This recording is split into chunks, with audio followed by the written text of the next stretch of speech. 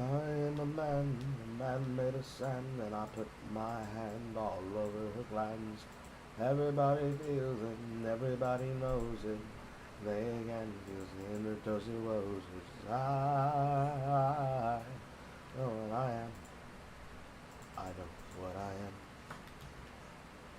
I know what I am. What I am, what I am, what I am. I am a man that's made of sand. I walk around. I do my dance. My dance, dance, dance, dance, dance, dance, dance, dance. I am a man of sand. I walk around. I do my dance. I am the man made of sand. I walk around. I do my dance. Click, click. I am a man. I am a sand. I walk around. I do my dance. London. Yeah, bam, bam, bam. Yeah, dun, dun, dun. Yeah, bam, bam, bam. Yeah, dun, dun. Da, da, dun. Da, da, dun. Yan, da, dun. Yan, da, da, dun. Yan, da, da, dun. Da, dun. Yan, da, da, dun. Da, da, dun. Ya, da, da, dun. Da, dun, da, dun. Da, da, da, dun, da, dun, da, dun. Ya, da, da, dun. Da, da, da, dun.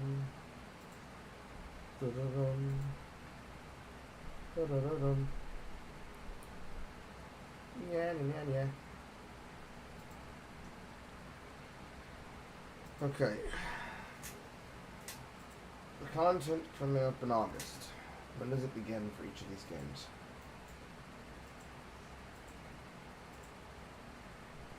I do not think I'm interested in playing that season of PoE 1. So, on July 10th, they released a patch update that included the microtransactions for Secrets of the Atlas being in PoE 2, which means the Watcher's Wraith, the Archon of the Atlas, the Skull of Undeath, the Syndicate's Demise unique finisher, the Originator's Portal effect, and Rose Strudges. It's also enabling Mercenary supporter packs for PoE 2, and all of that is accessible in the shop. But then, content uptick 9. So, next 4 months, the next PoE 2 league will be August, and then the next one will be December, which includes the upcoming league, which means I'll have that on top of the work for Helldivers 2, which should actually be somewhat simple to do. 0.3 is going to be released on August 29th. That's really back into ass of the month, but that at least doesn't mean that I'm overwhelmed in the beginning of the month. So that's one date. August 29th. This is the patch information. Helldivers 2 drop jockey patch info. It's in the documents. I gotta make sure to hand that to a person. So, PoE 2, August 29th. DD is 3.0. Then, Helldivers 2, August 26th.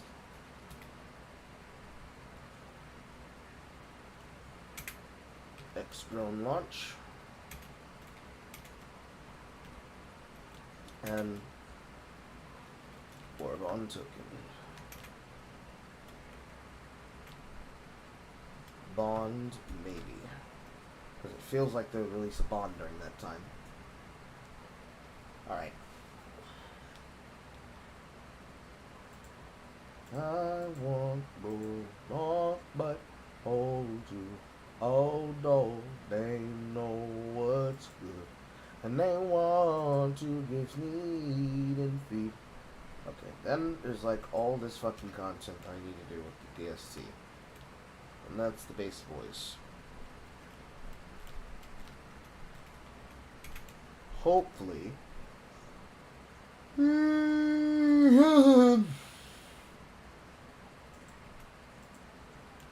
Hopefully 5 episodes by late August.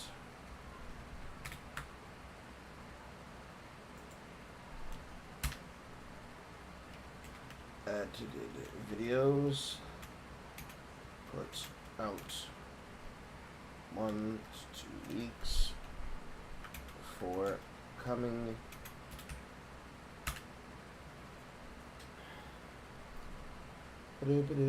I should put this on the screen so people can see it.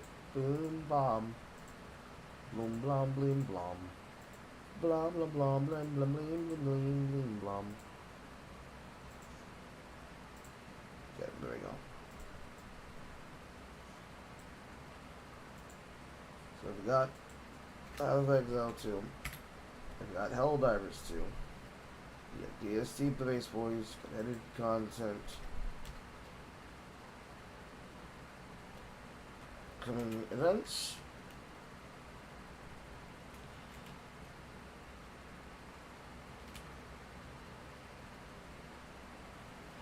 To be announced surprise content with VTubers.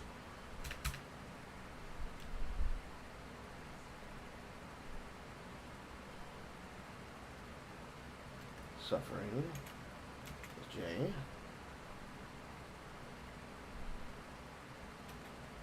Possibly getting her to Helldivers 2, as she promised.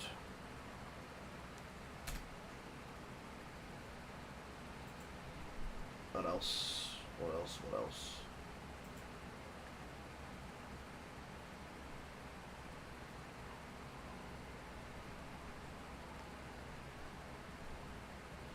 Oh, that's right. How could I forget? Edited content. Expedition 33. Not play another JRPG until completed by a by controller.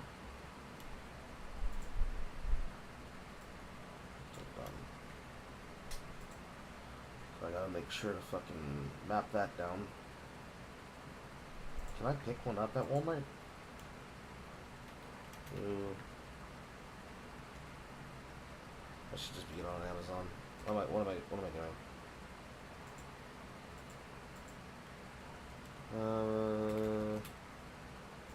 This wired Xbox controller PC.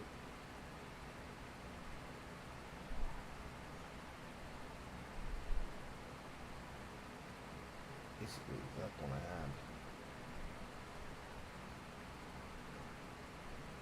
had. Up $25.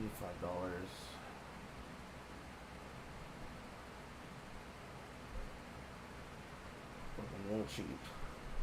Alright, Xbox controller for PC.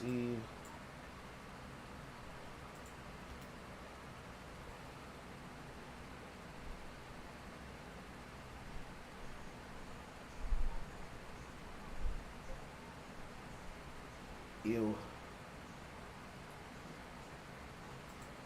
I want Walmart.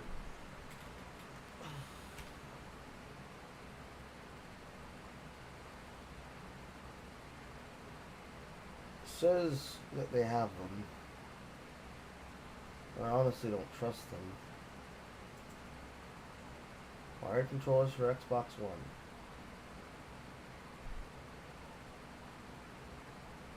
$26.99, $27.99, $29.99, $32, $32, $29, blah blah blah blah. Price range lower, not bigger than 25. You have simple ones, and they are basic. I suppose I can grab those.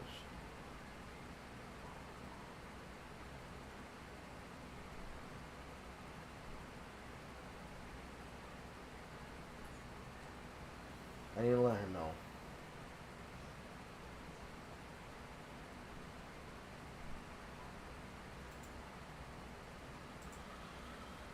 Okay, so gotta do that. I'm gonna need to go by off the internet or from Walmart. We can meet later this week. I need it for content.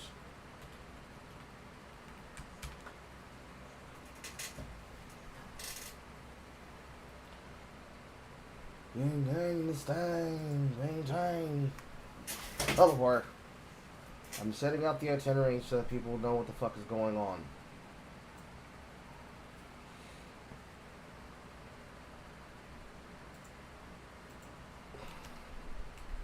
Date, everything.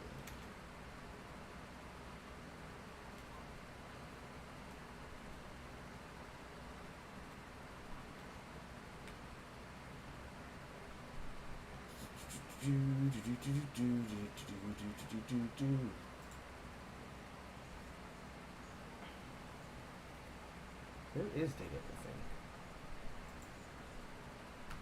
There it is. 7.3 gig. Seems like that's so low. Whatever. Burpee.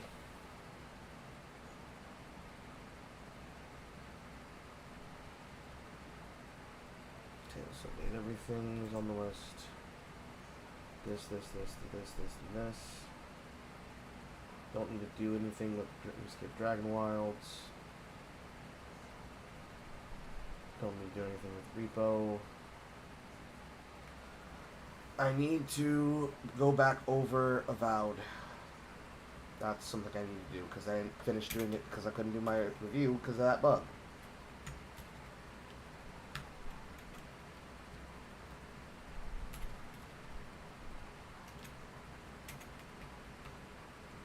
Because I wrote that down, but I never went back to it because until I could get that bug solved, there was nothing I could fucking do, and I have to make sure that on that material I go back on that, so I gotta get that project.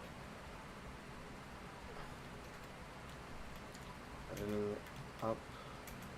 Movie. There's the movies. J. That's the thing.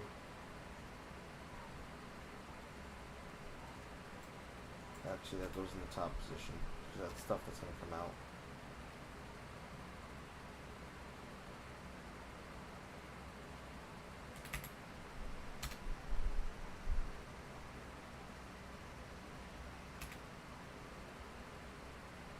So, not, Avowed, not that. I don't think I'm going to return to Once Human for a while, simply because we need to be on top of that with, the people who are going to be pulling for that. Because I want to make sure we all start together synced in the same game world. I know there's been a game update in V Rising. I don't know how much of an importance that is. Because I still have 5 achievements for that to do, and all of those are brutal difficulty.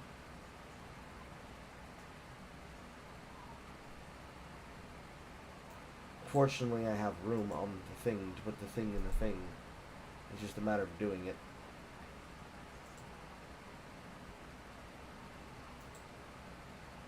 I'll put the dedicated server thing in there as well, just in case I need to run it.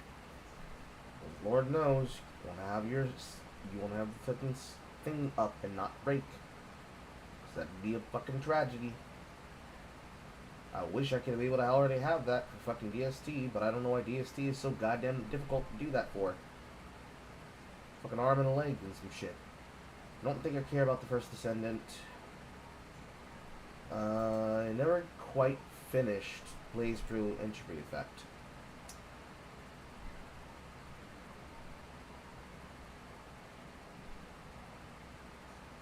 So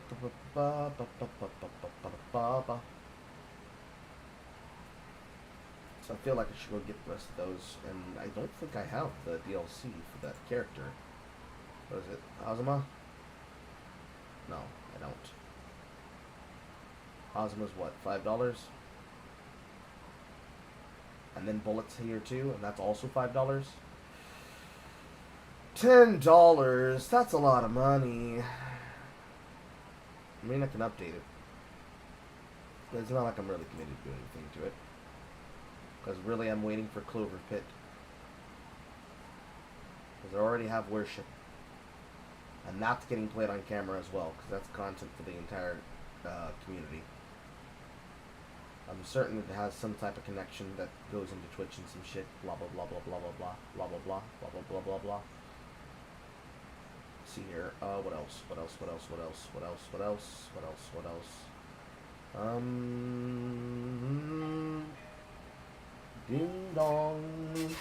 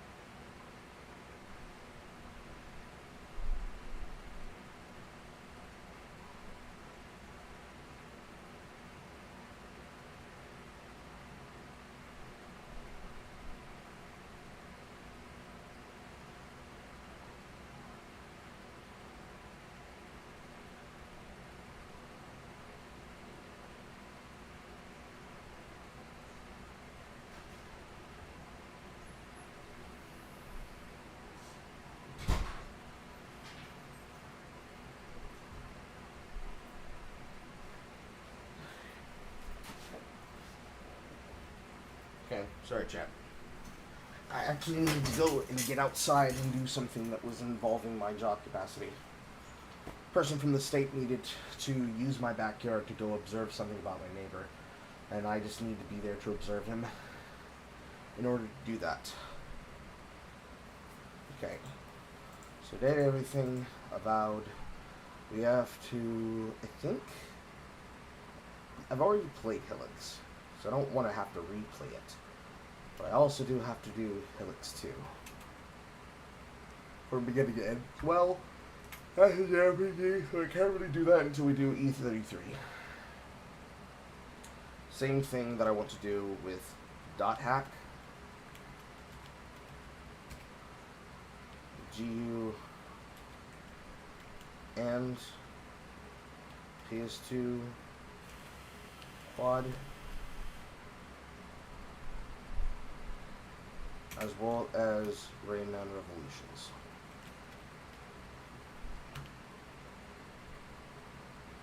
Because I still haven't fully washed the taste of fucking South of Midnight out of my mouth.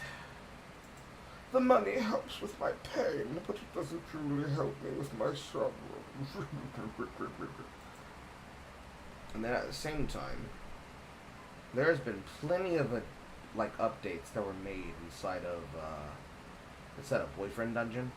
That in the same vein as Date Everything, I can revisit Boyfriend Dungeon. I can ask Jay if she wants if the Long Boys would be willing to help me with this particular presentation. I'm being summoned. No, she's not causing problems. She didn't know where I was. What?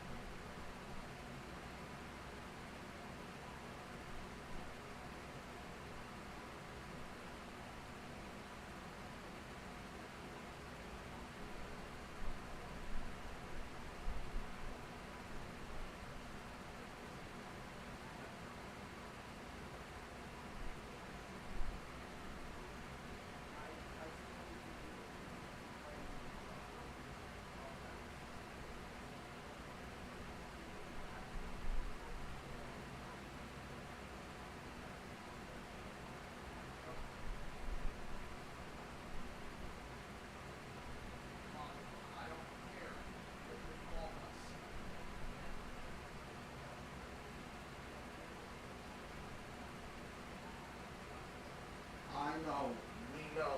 I got it.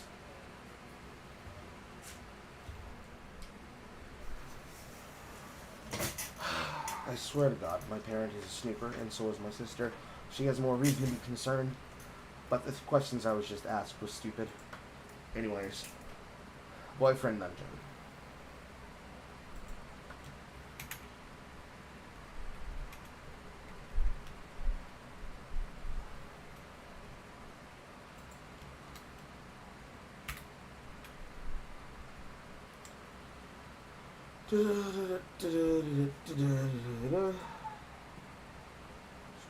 Scroll.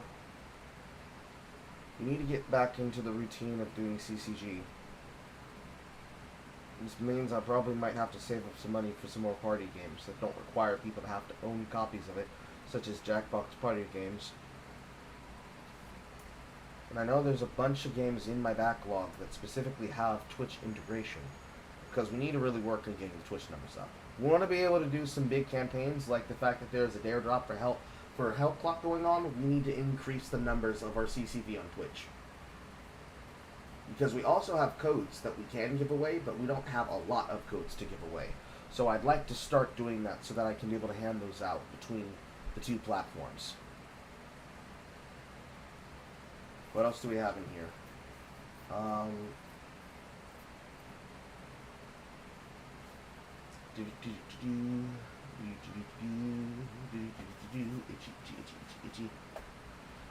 Borderlands 4. I don't think I'm buying Borderlands 4 on release, but I would like to be able to get people into Borderlands 1, 2, and 3 for fun.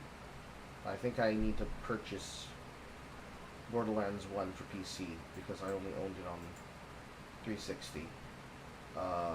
There's also other long-form JRPGs that are in here that are also a part of the content. I have so many things in the backlog here, some of which I had to buy copies for my PC because I had them only specifically for on my Switch, because the Switch still has the power problem.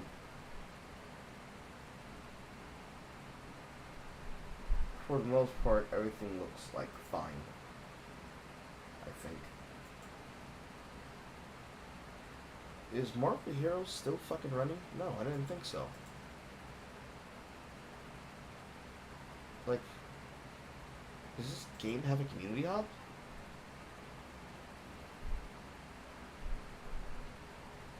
Just missing the game today. PoE is fun, but it's just not the same. No. Okay.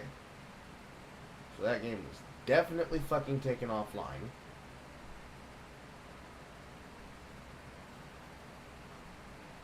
I don't know why it's still there. Weird. Anyways.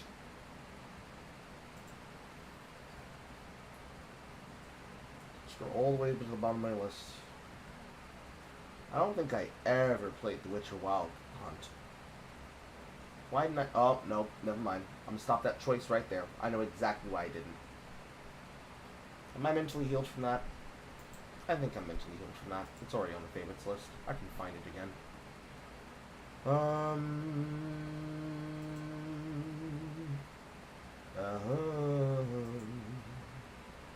What is Unplagued? Play as plague doctors with your friends in this multiplayer co-op medieval horror. Purge the plague, create the cure, escape the mutated creatures, make the queen proud.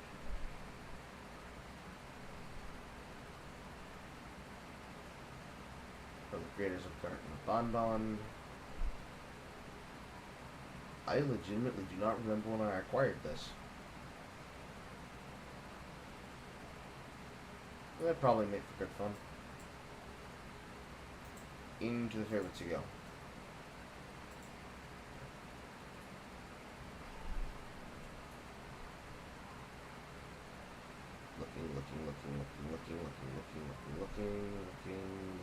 Looking. I do not care about Super Hot. Looking. If this was purchased for Based Boys by Funky. Looking. I do not care anymore for Smite or Smite 2 because the company is dog shit. Looking.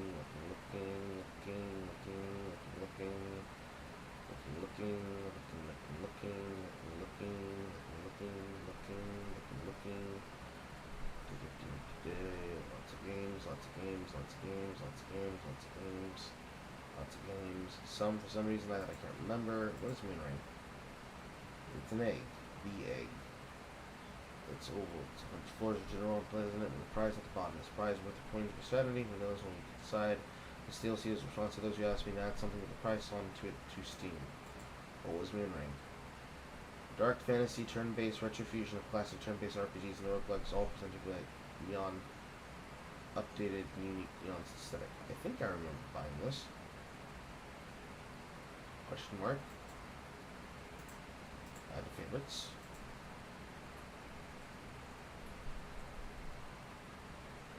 I have Civ 6, but I'm pretty sure this is not the full collective edition. I think this is just, yeah, the base game. I have the Viking scenario, and that's it. No. I have Australia Civilization scenario pack, Viking scenario pack. I do not see prices attached to these, so these must be free. Then Rise and Fall, Gathering Storm, Maya, and Grand Columbian pack. New Frontier Pass, Ethiopia, Catherine de Medici, Teddy Roosevelt, Byzantium and Gaul, Babylon, Vietnam and Kublai Khan, Portugal, Leader Pass. That's like a Sims amount of money. I think I'm good with Civ 5. Civ 7 isn't even worth it. Boo! Is there anything else in here? Checking. Bloodstain, Curse of the Moon, Bloodstain, Ritual of the Night, Bully Scholarship Edition, that can always be fun. Castle of Illusion Remake, Citizens of Earth, it's already on their list. Chrono Cross and Chrono Trigger are on here as well. They have to do all of the Chrono Trigger runs or endings and extra content before we get into Chrono Cross, because I bought Radical Dreamers for my Switch, but I did not know at the time that I was having the battery problem, so I had to buy the discounted version, and fortunately that shit was on sale for 95% off.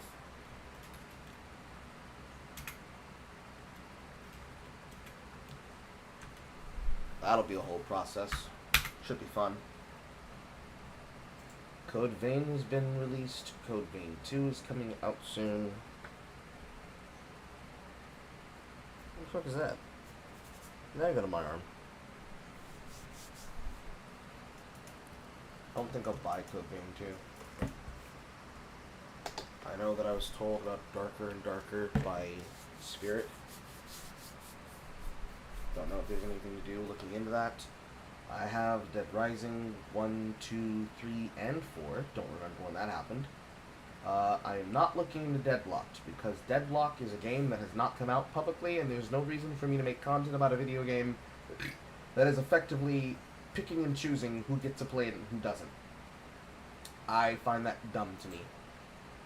Eden Chronicle Rising came in the game.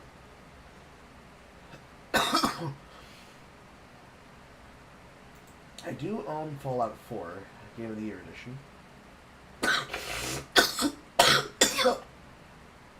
Never sat down to play it. I should do that as well.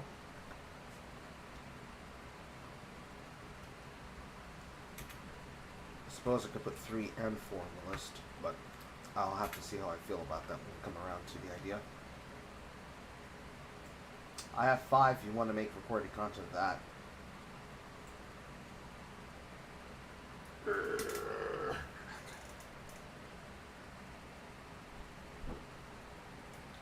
You would just do 1, 2, and 3 sequel. When you say 5, do you mean Fallout 5? My brain is not functioning very well.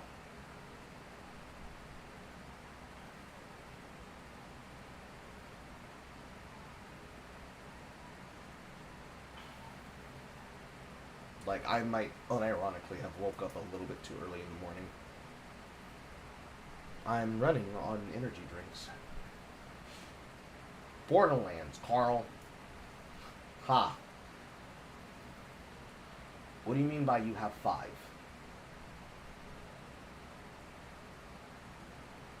5 copies of Borderlands Game of the Year edition? Borderlands 1?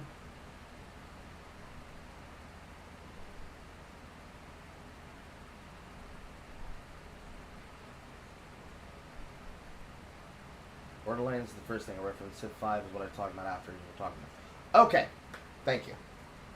I was missing the context because my brain was not functioning. I'm sorry. I'm attaching my dendrites to details in a haphazard manner, and shit's not matching up because this is what happens when I am having to plan things out and I'm also making myself write it down.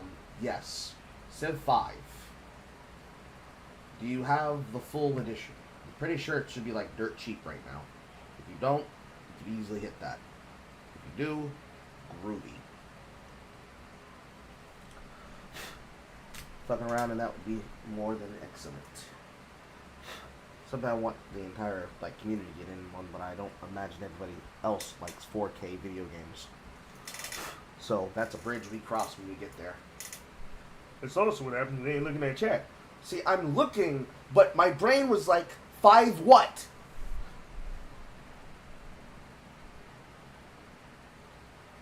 Because my brain was like, Fallout 5 doesn't exist. 5 what? Grand Theft Auto San Andreas, Grand Theft Auto 3, Grand Theft Auto Vice City, Guns of Icarus Online, blah blah blah blah blah, Halcyon 6, Halcyon 6 Lightspeed Edition, Half Minute Hero, Half-Life 2, Half-Life 2 Deathmatch, Half-Life 2 Deathmatch Sword, Hard Reset Redux. What is Hard Reset? Hell yeah, Bunny Motif. Heart of Iron 3 and 4, Holy Potatoes Were in Space, Hive Swap Act 1. Ah, yes, that is Homestuck. Hitman, Hotline Miami 2, blah blah blah blah, blah blah blah blah, Immortal Redneck, Infested Planet. Imp of the Sun came alongside. No, I bought that. I gave away a code for that inside for the Dare Drop, but I own this. That's something that could go there as well.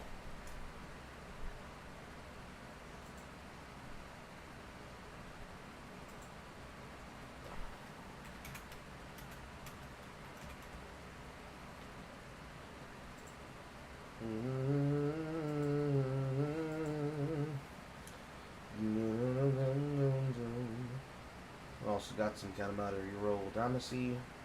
There's also Knockout City, which is the private server edition. Since that shit is free, all you people gotta do is download it yourselves.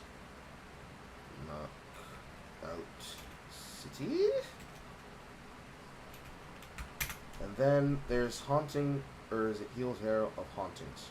It's Sean Dice's game. I said we were going to check it out, and when we get to October, I'm definitely going to check that out in October. There's also Scare Ritual.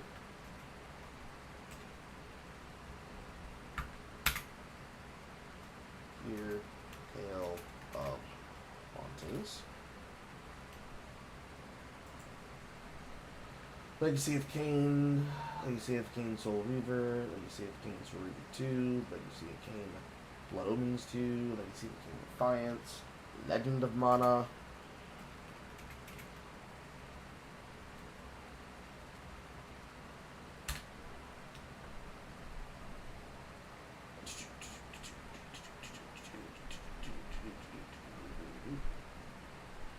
Majesty, Manhunt, Runners, Marvel's Avengers. When did I pick up a copy of Marvel's Avengers? They're giving that away for free, and I downloaded it, and I forgot about it. That must be the case.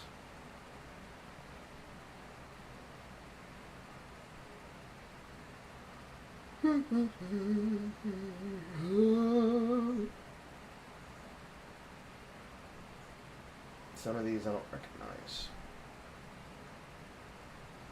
I do have Wrath of the Righteous for Pathfinder. I don't know when I acquired this.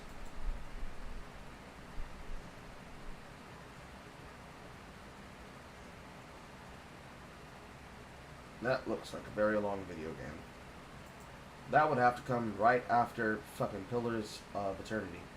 Ah, that's one I was definitely forgetting. Pillars of Eternity 1 and 2.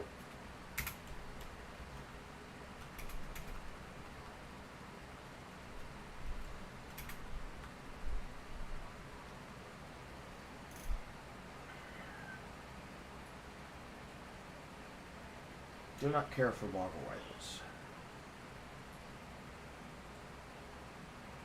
I do not care for the Bioshocks. Got some fun things. We got Armored Core 6, Fires of the Rubicon.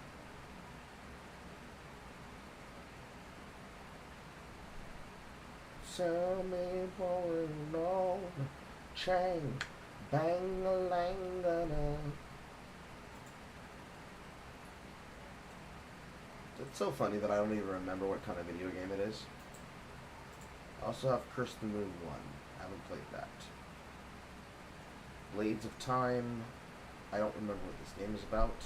That must have been one of the ones that I got through Humble Bundle.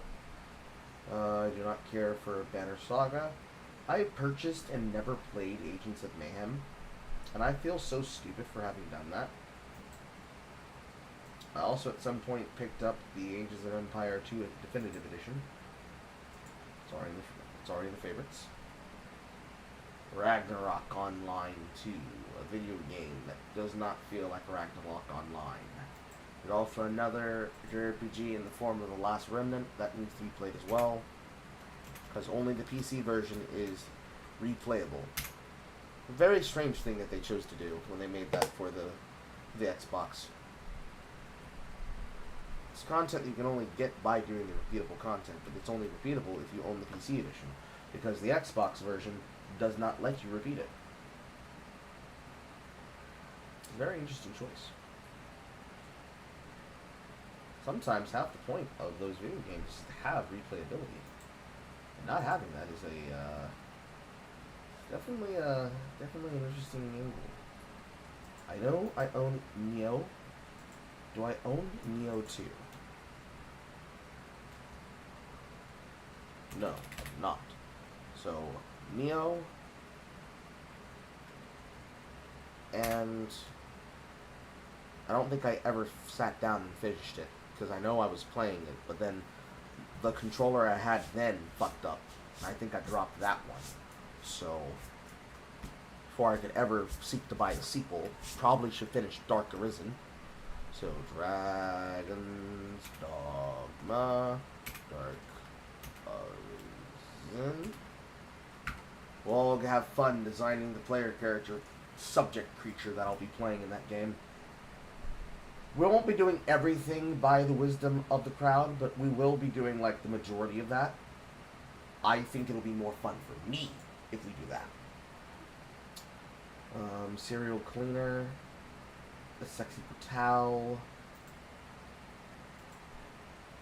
Shyness, The Lightning Kingdom. What is this? Shyness is an action RPG developed by indie developer Studio Igami that lets you travel in a captivating universe doomed to destruction ever since the fragmentation of the planet Mahura. $10 video game. On sale for 85% off. Sale lasts for 26 hours and 52 minutes. $1.49 purchase for people who have never played it. It has a third-party EULA. Travel through an enthralling and interactive world as Chado and his 4 companions and develop your characters. Hyperdynamic combat, mixing magic and combos with parries and blocks like traditional arena fighter. Develop 2 types of skills with physical attacks and magic, and unlock new talents and spells. Explore and interact with a vast world made of multiple environments thanks to you and your companions' special power and skills. Numerous quests and side quests to give you the opportunity to develop your characters and their reputations. Gameplay. Story. Characters. Furry Final Fantasy with two human characters. Yep.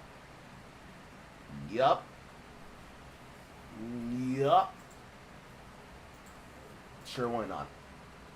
Doing different things. And then Sega Genesis first. Shyness. Shines. And I'm reading it Shyness. It's probably Shyness. S-H-I-N-E-S-S. Shyness. Shyness. Sega Genesis and Mega Drive Classics. That one is for Shining in the Darkness.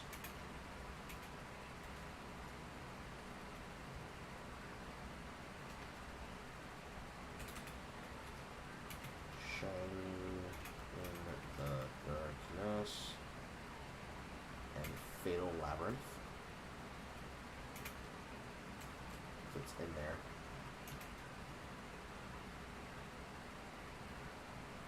Should be.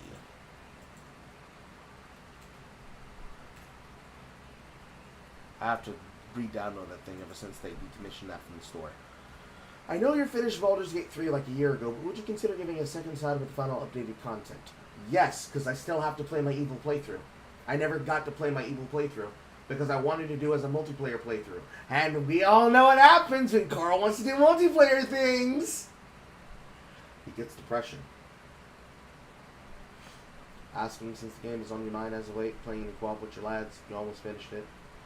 More than likely, if we end up doing anything with it, it will be like majority choice Spear of the Cloud build, and I don't get to change what the build for the main character is, but all of the rest of the party, I get to change them to what I want. Probably. Quote me on it the day that we do it. Going through the rest of the playlist, or rather the rest of my library. What is Zombie Night Terror? Prepare yourself for the most thrilling night of your life. Something strange is happening to people everywhere, turning into blood-3 walking corpses. Who's the brain behind the undead army? You spread the pandemic and wipe humanity off the planet. Zombie Night Terror. Already own it. Controlling growing hordes. About the game. Features. Cremana Zombie Horde. Unique mutation system. Combo system. Level editor. Contaminate. Destructible environments. Seems like a god game. There are plenty of those. Okay, put on the list. Can I do this by genre?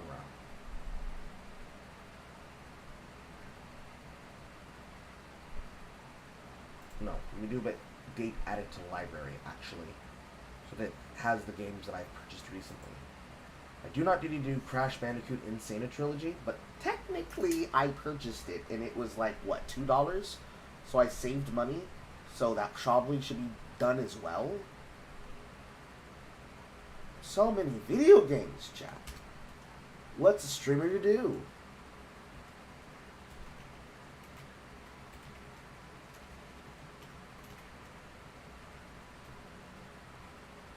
I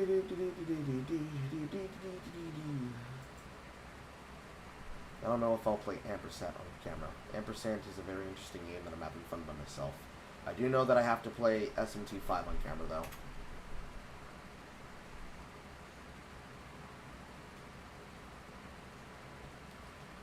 That one can't be touched until Expedition 23. Do everything. Bio Inc. was in Legend 2. Paradox Soul. Paradox Soul was what? Chilling Fight for Exploration Survivor, Metroidvania, Pixel Action Shooter Hybrid. I think this is a game that was given or I earned.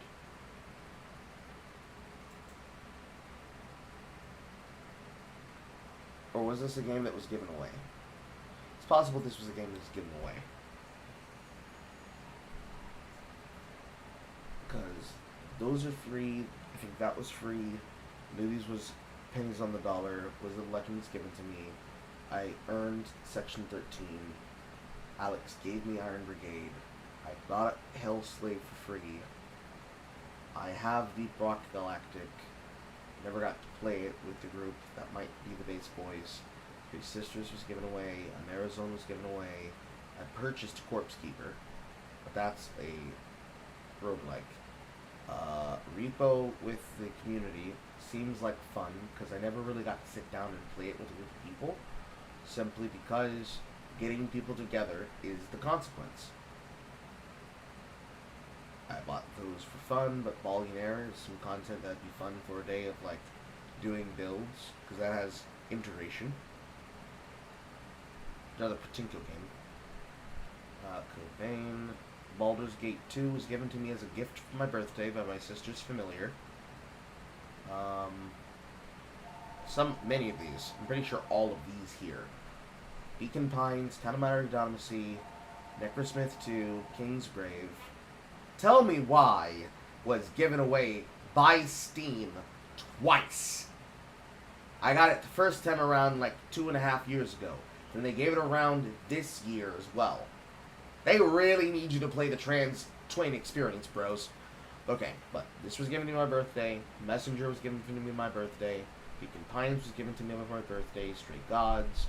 Astalon, Tears of the Earth. I started playing it, didn't finish it. Paradise Killer, Madnaut, Lodonaut. I don't know when the fuck I got Ghost Recon Wildlands. I don't even know what the fuck that game's about. And apparently I also got its sequel called Breakpoint, if that's the sequel. Drawful 2, Weapon of Choice was for free. Smite 2 beta that I last tried August 28th. Soul Ash 2. I know that Arthur's been doing updates to Soul Ash 2. I feel like I should be able to finish a run from beginning to end with success in Soul Ash so that I can better appreciate Soul Ash 2. But Soul Ash 2 is fun enough to play it in and of itself. It's just long. And then, content warning. So party games. Party games, party games. It's always the question of finding people for them. Because alongside content warning and all that, you also got things like Unloved, which I fell in love with, and then out of love with, as I had more shit to do. Or rather, more games to play. And then, of course, Monster Hunter Wilds. I know that the updates have come through. I just have not found a way or a reason or rhyme or reason to pull myself away from Helldivers 2 at the current moment until August comes around, and then we see what happens. Because then it's like between that time into September and October, that would basically be the time I get to look into Wilds. Because all these games take up space, and I gotta uninstall things in order to make space for something else.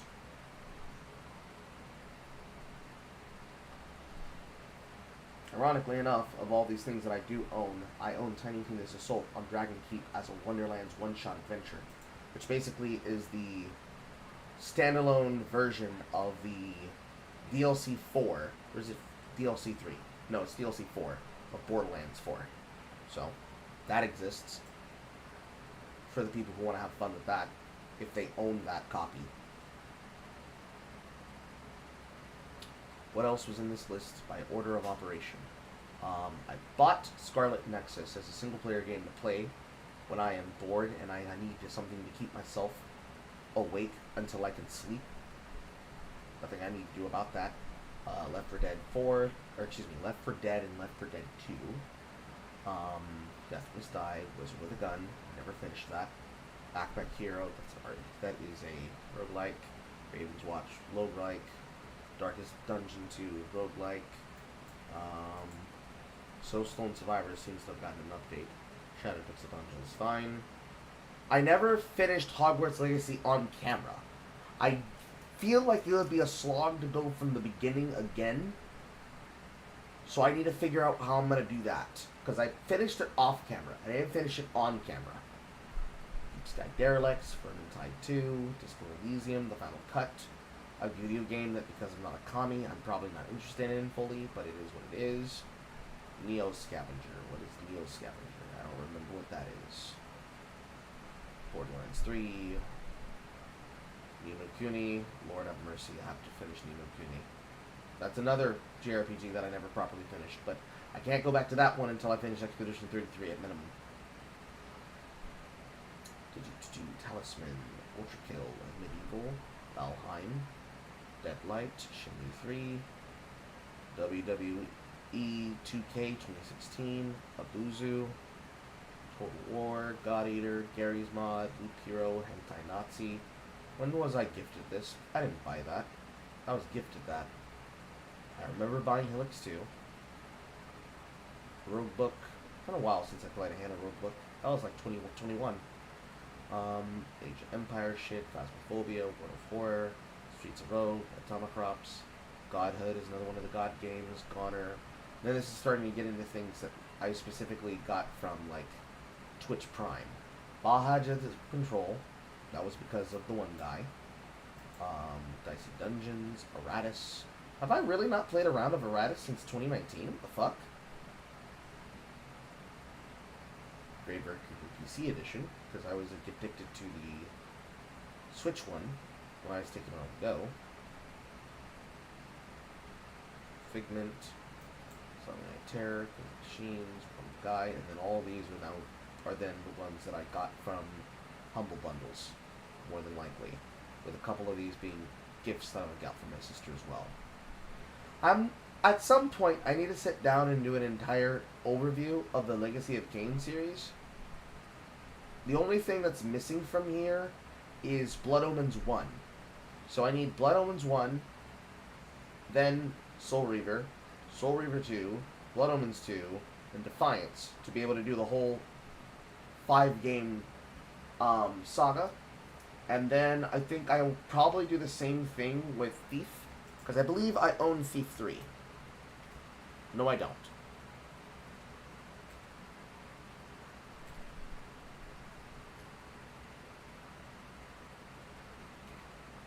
Where do I remember seeing Thief as part of my collection?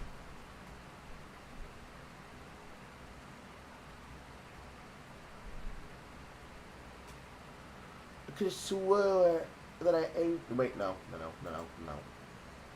I think I remember where I saw it. Was it a part of Deadly Shadows from our polls and announcements for free stuff? I think it was.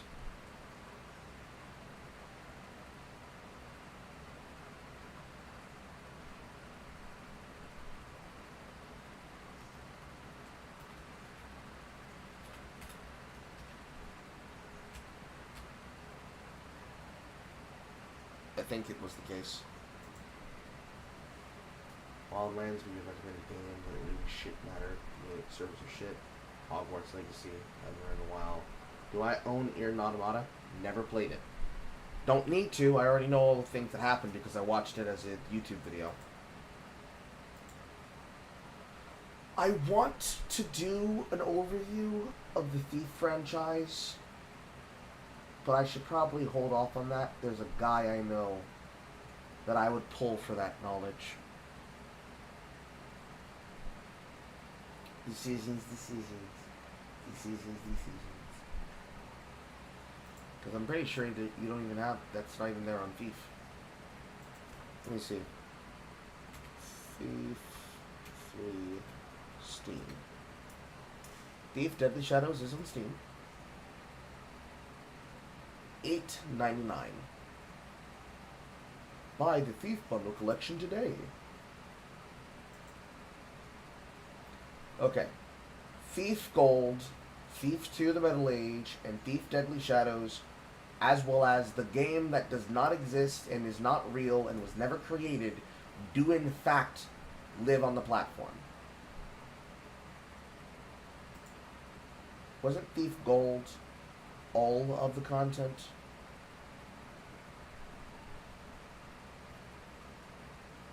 No. What Gold was is that it's Thief the Dark Project and 3 new campaign missions that deepen the plot. That's what it was. That's right. Truly. Testing our experience and our skill as players. Can't buy it this time around, but I can put it into the wish list.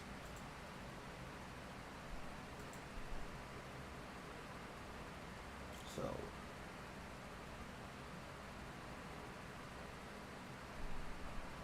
ew. That is not the thief I'm looking for. That is the thief I'm looking for. You, why are you doing that like that? You,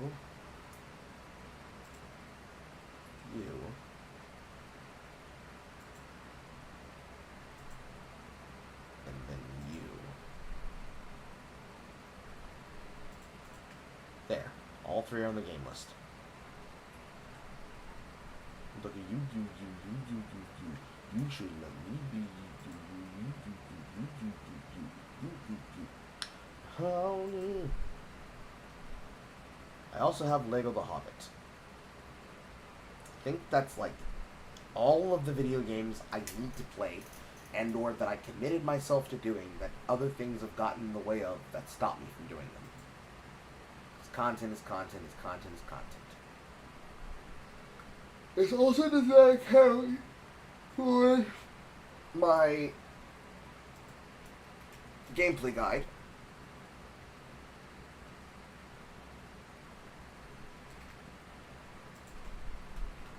That's going to be coming out as well. So I've got 1, 2. Technically, this is 2.5. 3, 4 to 8 things coming out.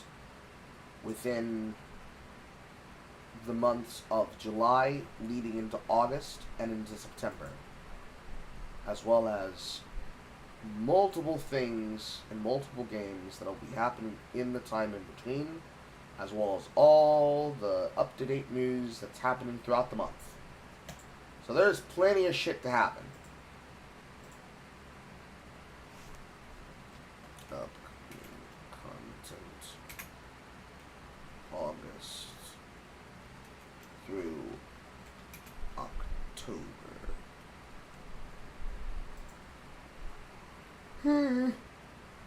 Alright.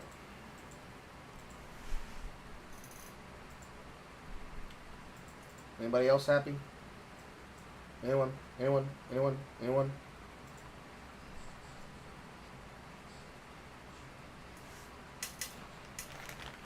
I don't give my seeds that I eat. Apparently half the fucking bag. I know I threw away some seeds that were spitting out on my fucking desk because I had too much of a mouthful when I was playing last night. Apparently some of them are still here.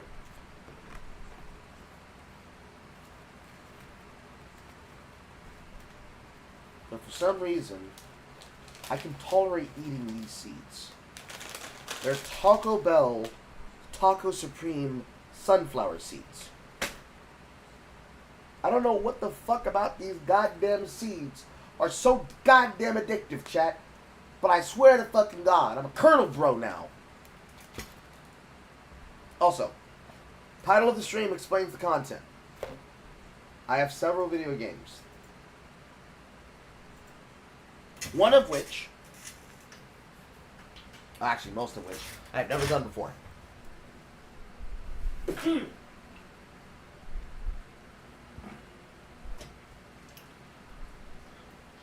Also, I've had different energy drinks that I've drank from.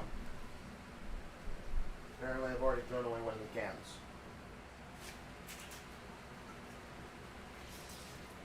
One of them I probably drank on the way home. Another one that I've already cracked open.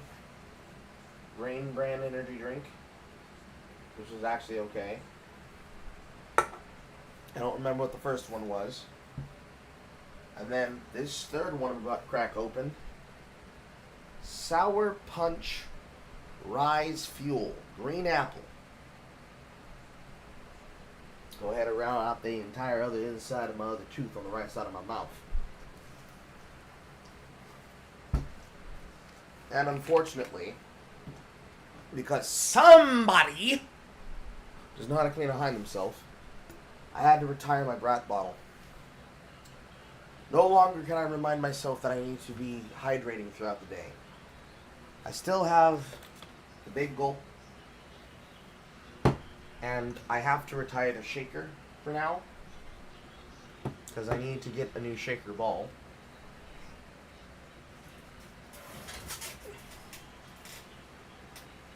But, or rather, no. This cup is not safe for me to use the computer, because this does not actually close properly. This is a flip top. I can use this when I go for running. I cannot use this in this room anymore, because there will be a time where somehow, some way, it's going to be on this side of the desk. This side of the desk towards the microphone is where the tower is. I will fuck my shit up if I keep using this in this room. I really shouldn't be in the first place, because I'm supposed to set it on this side of the desk, but there's actually a strip on this corner, as well as another one underneath the desk, near my feet, where a lot of my wires are. This cannot be in here anymore. I even needed to have kicked myself in the ass for doing this. It has to be a closed container or a closed lid top with a straw.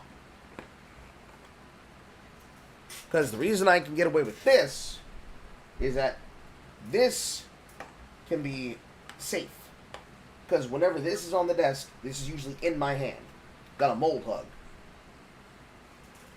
Wibble wobble, I don't fall down. And I put it in a specific place where it's not near anything. Because towards here, which is why I like to sit, this is on the edge. This is on the inward of the desk. Everything from here back is covered. So if this was ever to spill, it spills over there. It doesn't spill towards the back of the desk, which is where the modem is. But anyways, close the bottles. This is a bottle for Star that she got from work. She wasn't using it. I actually did a very fucking bad thing, which was that I took it originally without necessarily asking her first, because she wasn't using it because her table was a mess with stuff on it, and I just took the liberty of doing it because I figured she wouldn't miss it. But then after having a conversation about it, she chose to allow me to have it. But I need to make sure to take good care of it.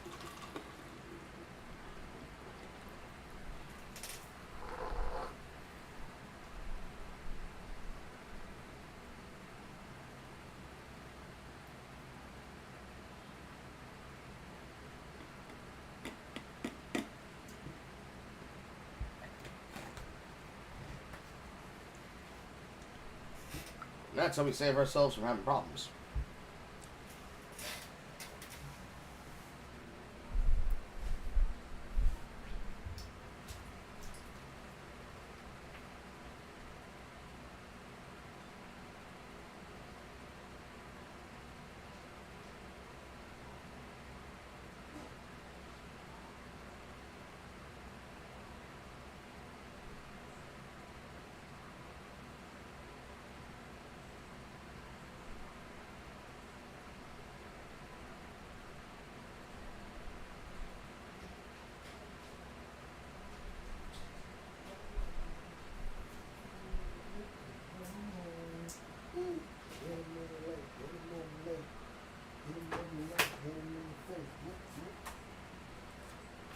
Alright. I have the fan going, so sorry about the static noise. It's too fucking hot outside. That's how hot it is. It's too fucking hot. There is occasionally times where I get chills. This is one of those times.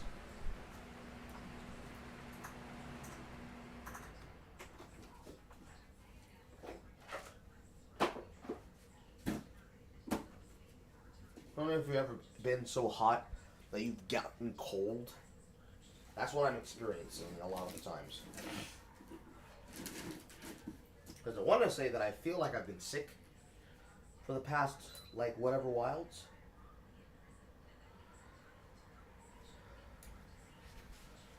I don't know how to describe it. I've been having this recurring cough slash hacking wheeze that's been fucking with my throat.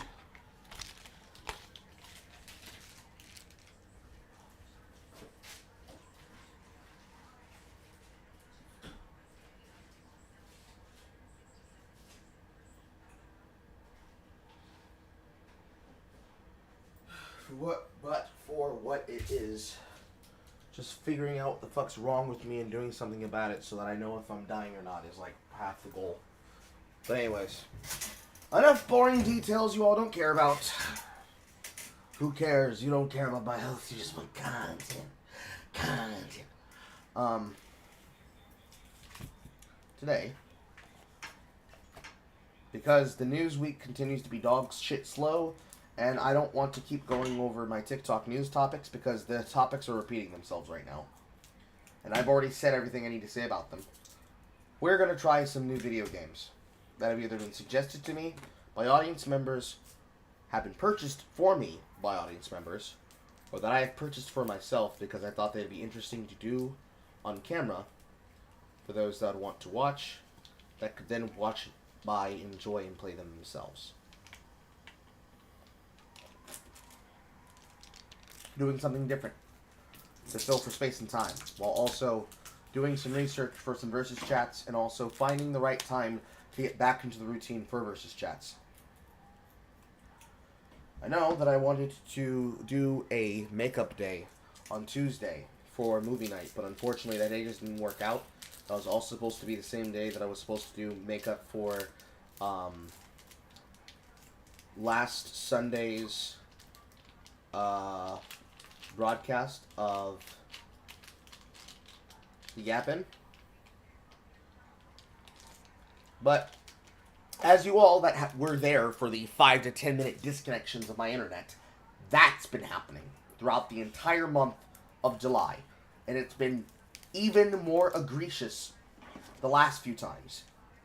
Ever since they allegedly worked on the node instead of replacing our modem. I'm fully convinced that the problem is the fucking modem. But I said to the technician that installed our shit that we'd give it a proper fortnight.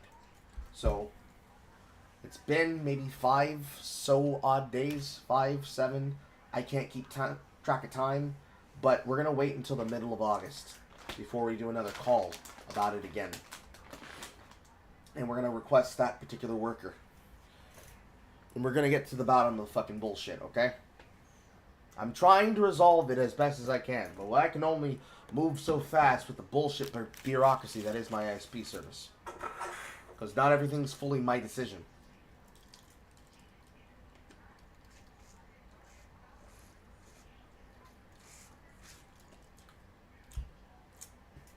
It in fact tastes like Sour Punch straws. Even more so since I put fucking flavored ice in it. Anyways. Enough talk! Have at thee!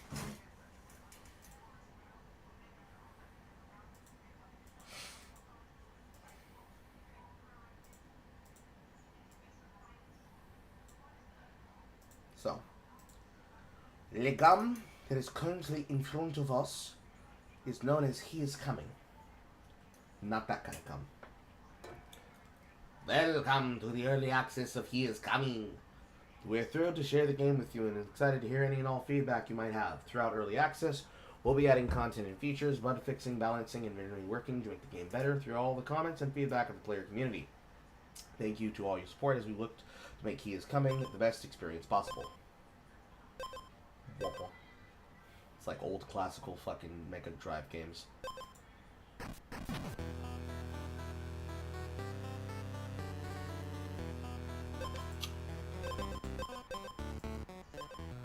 Turn the main audio down just a little bit.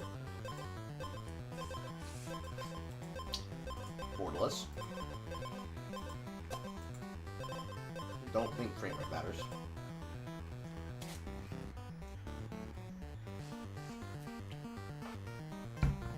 What is the fire buff?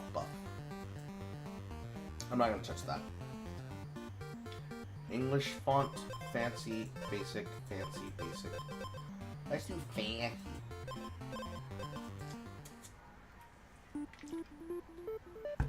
Long ago, in an age lost to time, warriors and demons waged war against each other. At the heart of the conflict was a crown, magical artifact of an unimaginable power. When the crown fell into the hands of the Demon King, darkness spread across the land, and the people suffered under his reign.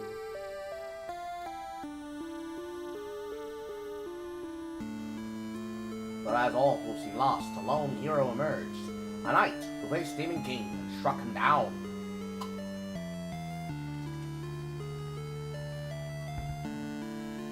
The land healed, peace returned, and the crown was sealed away deep beneath the earth.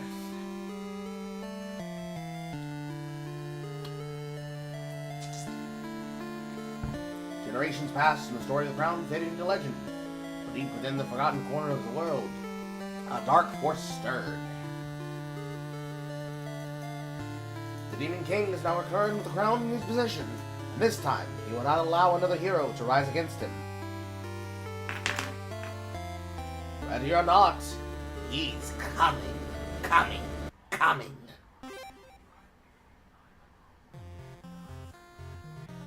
Okay. Fired up.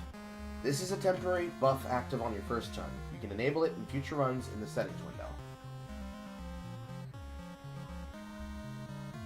So I've got a time clock, 2-3 cycles of day and night, and then a boss.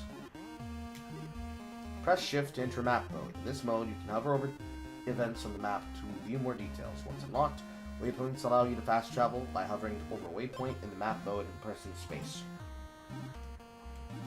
So, this is what's around me. Shift. Razor Tusk Cog. If Razor Tusk has more speed than you, his first strike deals 10 additional damage. 5 points of whatever the HP is. 4 points of damage, as what I assume must be attack versus defense and movement. I have 2 attack. Should I have roll this to see what it is? No. So I have 2 attack, 2 defense, and 0 mobility. Dyslexia. 0 defense, and 0 mobility. And my wooden stick weapon has 1 point of power. And I have no money. I have 20 HP. So, starting in my home. I only have additional HP because I've fired up. So, traveling around, spending my points of time.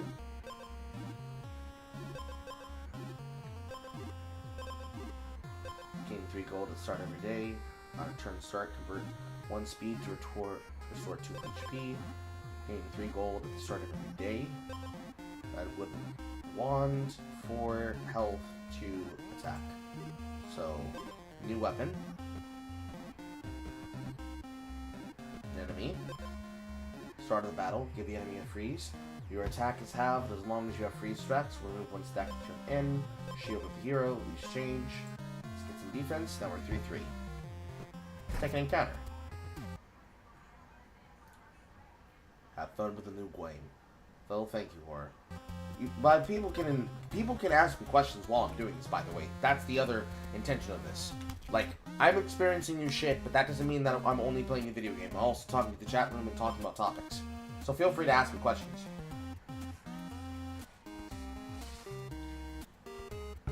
It's like, I have questions and answers, and I also have opinions that we'll be looking into tomorrow over things like the H3 podcast with his announcement of looking into trying to buy Creator Clash and shit like that. Battles resolve automatically. You and your opponent take turns attacking each other. If your health reaches 0, you lose. Attack represents how much damage you deal. Armor absorbs damage that would be dealt to endless replenishment between battles. Be determined to go first. Ensure how quickly the battle is out by using the option above. Good luck. Okay. That's Watchtower.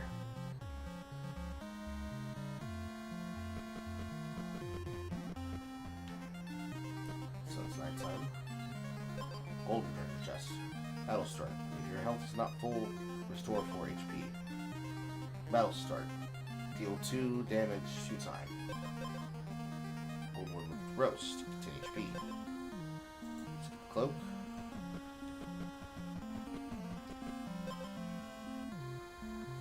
Boomstick. On hit. 1-2 damage. Don't need that. First hand, temporary gain HP. It's the hero. Now I got movement speed.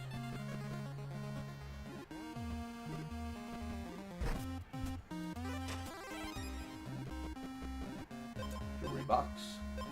Battle start. Gain armor every other turn. Restore HP.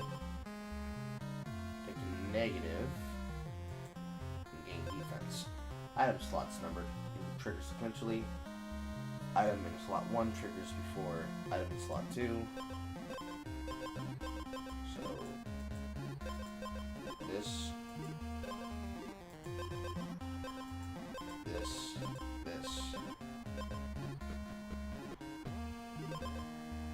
On hit, gain 2 thorns. Deal damage equal to thorns when struck, and remove those thorns at next turn end.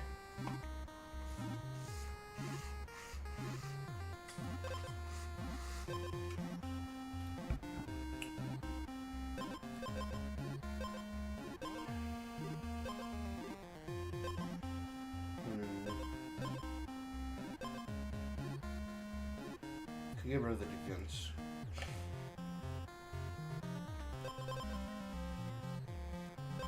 I don't feel like I should. Because I want to be faster, right? Because if I am not faster than him, he's going to deal 10 damage to me.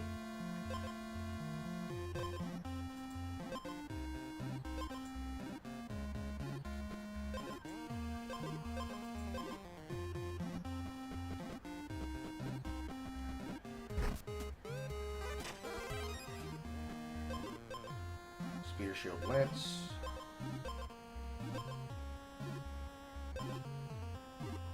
Exposed. Trigger when you lose all your armor on the first time. Let's take this since it's more shielding.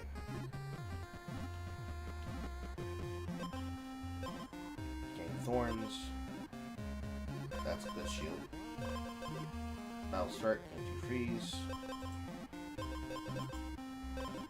Yes, sir.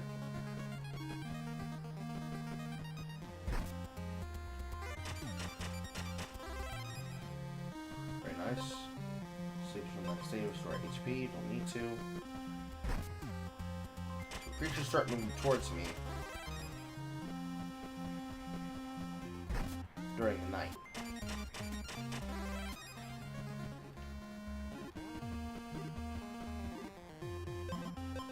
Okay, that'll start. Gain 3 thorns.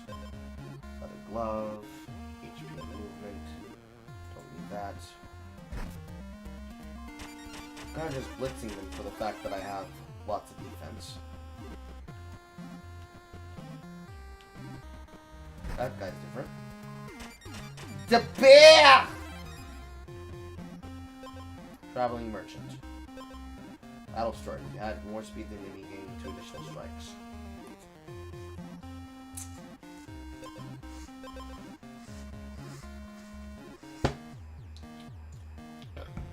I need money.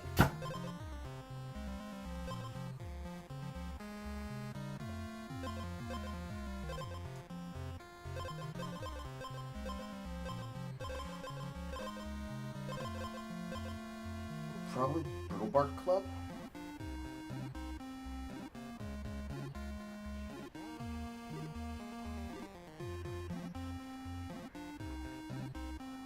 Honestly, yeah. I need money.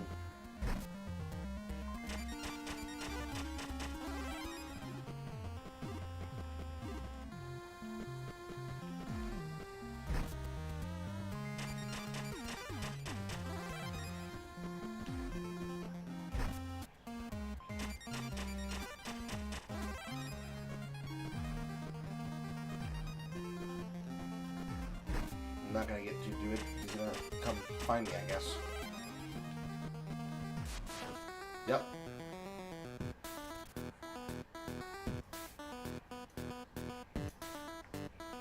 Hey!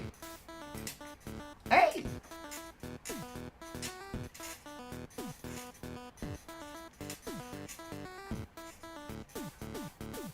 It's catch your slot. So, side cappuccino. Did I hear a rock and a stone? Yes, you heard me say that up on the upcoming list of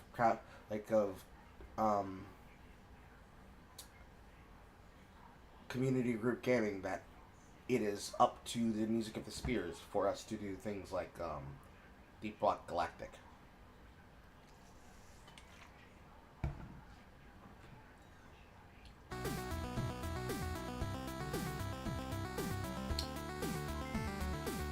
So, I gain freeze.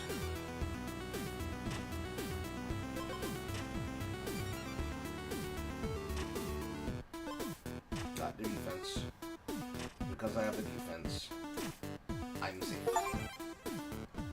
Wonderful. I defeated the Impulse. Frostbite Druid. 3 attack, 20 defense, 4 speed. On hit, give 1 freeze. So now we have this. That's 8 and 8.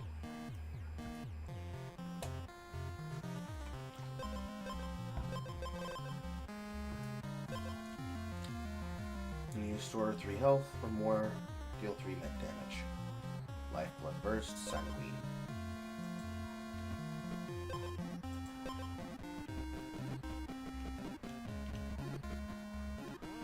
What is this? Hero's Grave. Battle start, gain 3 threes, 7. Swift Strike, gain 2 strikes. Low health, get this. So I'm exposed and wounded, I lose 2 attacks. Exposed gets triggered when I lose all my armor. Wounded for 9, drop below 50 or lower for the first time. This is water weapon. I gain freeze for this. My battle start means that I get my attack halved.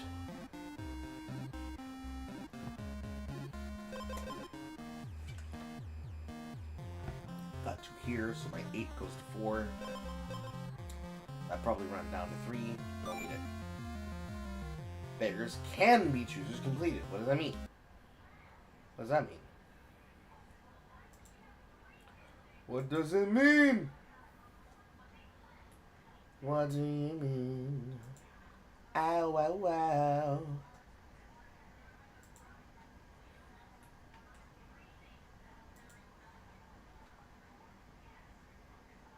You gonna tell me? No? Technically, I've only done 1 achievement. Alright. Waypoint. Column. Combine 2 of the same common or golden item. Oh, I got spaces now.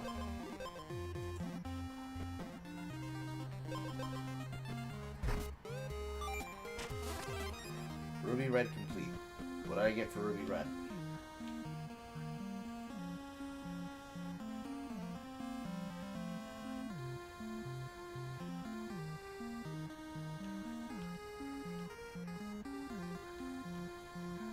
Those must be things.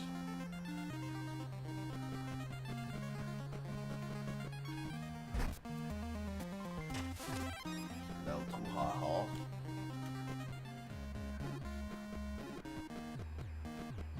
What's this? Crystal ball. Reveal a location of interest. What is this? Well. What kind of a well is it? Raven. Raven got fucked.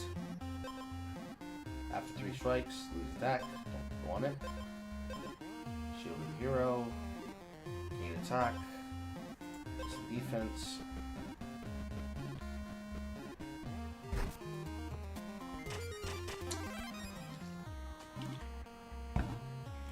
Whoopeth off in somebody's asseth.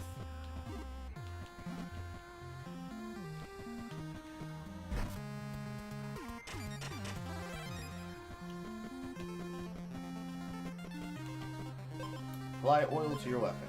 Do I gain attack? Do I gain speed? Let's do attack. That's the only way to get strong?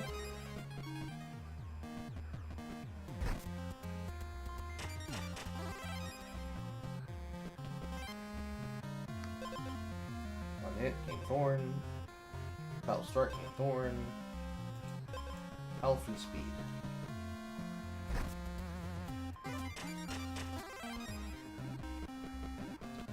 Hello.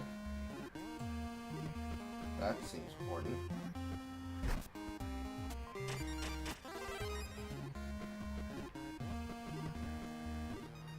Going to the night. Choose 2 of the same common or golden item.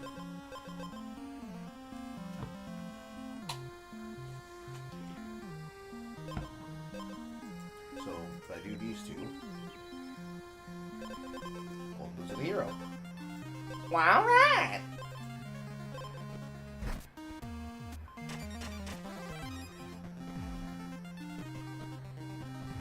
He's coming. He's coming. Oh, Lord, he's coming.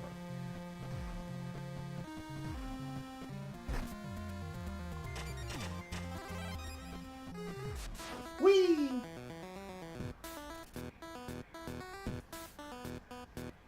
That's so catchy. Anyways. Anybody have anything that they wanted me to look into recently that has happened that I otherwise have not heard about and that they have not written a thing for? Anything at all. Anything at all. I am my son.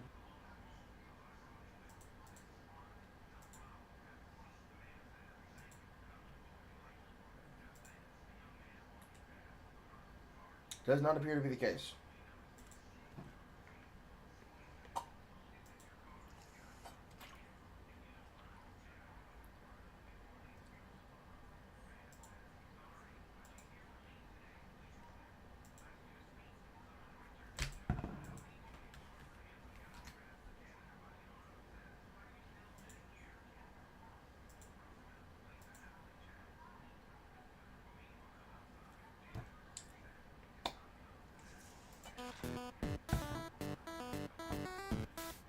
thought there was portless.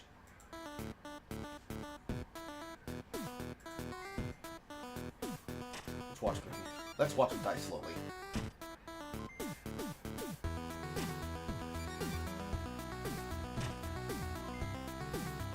I basically never lose my freeze because I'm always getting frozen.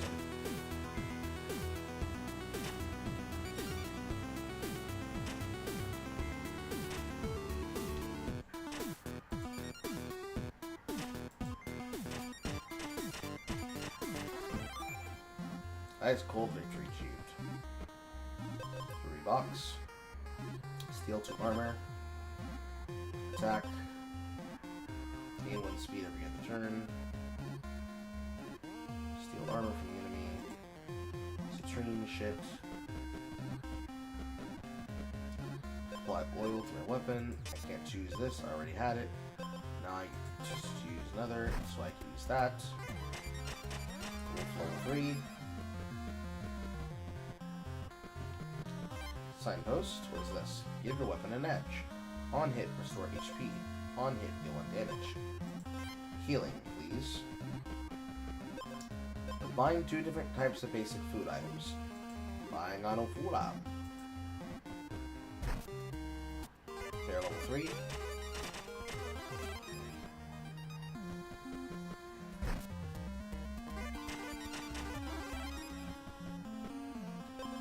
Sword of Hero. Expose, gain armor, loose change. Loose change is actually stronger than I thought it would be.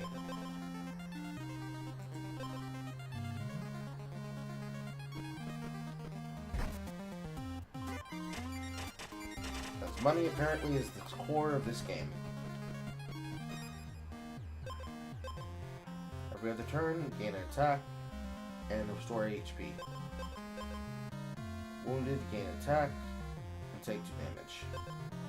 If you have 0 base armor, if you have armor, gain additional armor. If your health is full, gain 5 armor. Restock. Gain freeze. Whenever a bomb deals 5 or non-damage, gain 1 additional strike. Deal 1 damage to the enemy. The damage of the next bomb that triggers is increased by 3.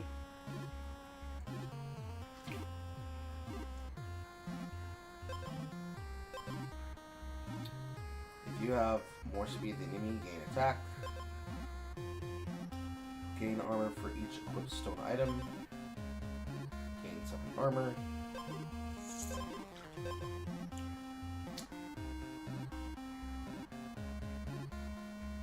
Sure.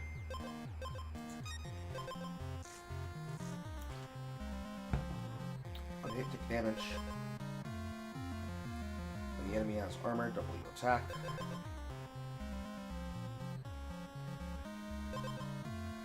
It's honestly a shield I need to replace. Convert speed 3 speed to 9 armor. Exposed. Battle start, take 5 damage and gain 10 thorns. We're not using thorns damage. Leshen. 50 health, 7 attack, 0 defense, 3 speed. He gonna be my ass. He'll really be my ass. I don't want him to go and do that.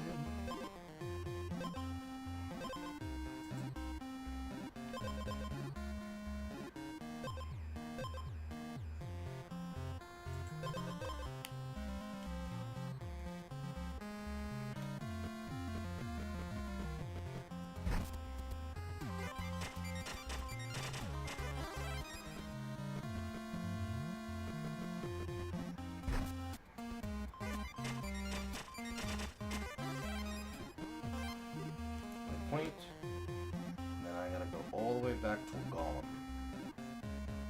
Right? So this golem. I think that's golem.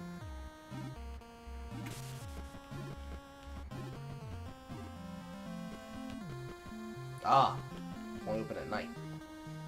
Hero's Grave.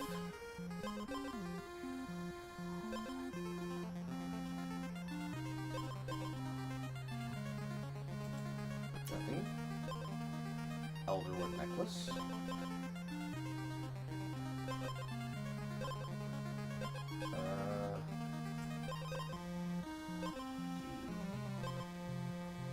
This.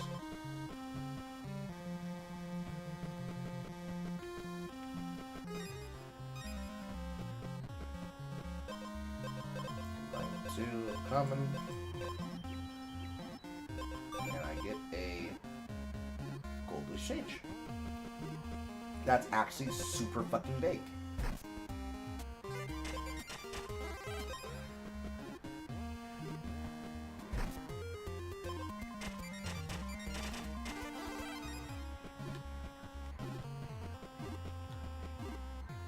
Real location of interest.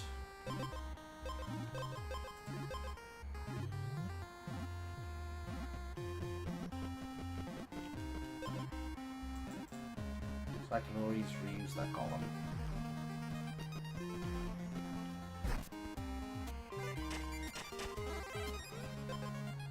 No.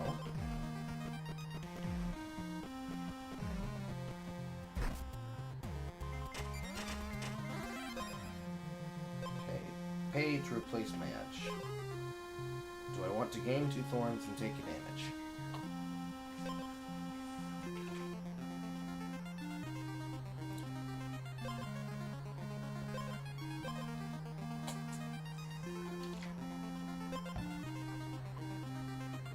Get a health back in my hand.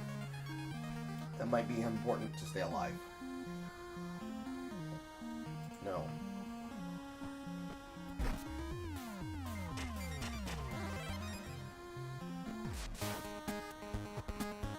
That's different. That music's different. That music means I get my ass whooped. What game is this again? He is Coming. It is called He is Coming.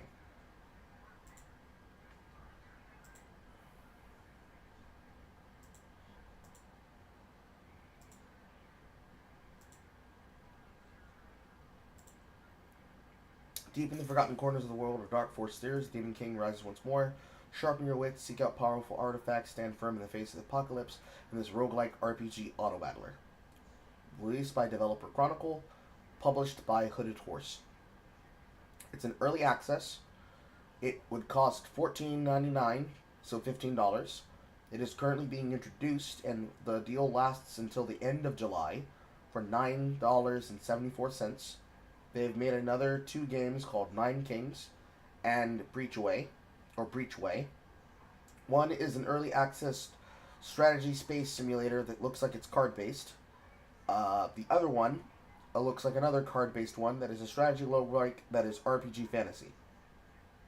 I picked this one up because, as we all know, I am addicted to roguelikes. It is my history. About this game, a long-forgotten enemy rises, bringing portents of doom with the Demon King coming. Without a champion to strike him down, the world will fall to his corruption. Seek out powerful weapons and artifacts by day, stand against its minions by night, and prepare to be hunted by powerful entities from ages past in the roguelike world-bringing horror. Every 3 days, a new minion from the Demon King will begin his hunt, drawn from a pool of over 30 potential bosses. Study each monster's strength and unique powers, and adapt your build accordingly. Explore the realm in search of weapons and equipment best suited to defeat the powerful predator, beat well or feral creatures that roam the world by night. With limited time, will you opt to sharpen your blade at hidden ancient fortunes, pay a high price for rare trinkets from greedy merchants, or seek out mighty armor and magical shields? Choose the tools that work best against the powerful enemy that hunts you today, without sacrificing preparedness for what comes next. Overcoming the guardians of each realm into the Demon King himself stands before you. Prepare for death. Pursue a multitude of strategies and synergies with over 350 items at your disposal to confront the unique challenges of each monstrous boss. Hunted by the razor-clawed grizzly, whose fierce attacks ignore all armor. How much armor will you sacrifice for equipment that prioritizes max HP, speed, or damage? The lesser monsters stalking the realm will wage a war of attrition against an unarmored hero, should the razor-clawed grizzly be slain. 3 days might not provide enough time to gather enough armor for the next great foe that hunts you. You may, in place of armor, find several items that enhance your speed and attack strength, allowing you to strike first and hard, vanquishing the enemy swiftly, sometimes before it's able to strike at all. Then, if luck be on the saffron feather, take advantage of your high speed to help regenerate wounds during battle. Wish you to find yourself hunted by the Black Knight, who absorbs your attack power as his own. High armor becomes a priority over raw attack strength. with the aid of Razor Scales armor to reflect back damage upon the enemy, and enchanted ruby earrings to inflict damage every other turn, the Black Knight would face a steady damage without raw attack power to absorb from himself. But if you happen upon a powerful magical weapon, do you dare take upon it, knowing that it will strengthen the Black Knight for the fight ahead, or come to your aid should you survive it. There are a plethora of options for each threat, with a varying variety of powerful combinations to be discovered and exploited at your disposal amongst the countless items and constant trade-offs between the near and long-term effects. With limited space in your inventory, you must choose wisely and adapt constantly.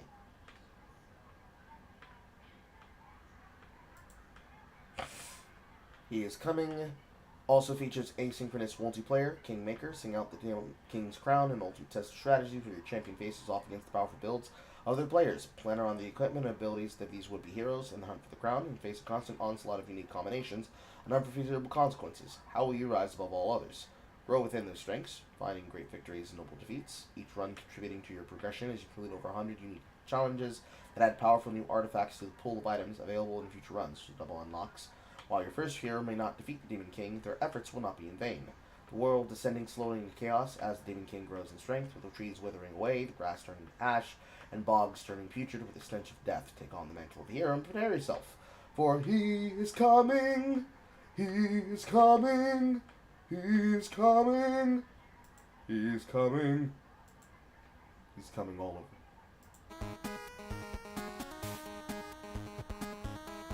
Let's see how this goes. Certainly I'm never at my full power because I'm always being frozen. I need to replace this ice block shield.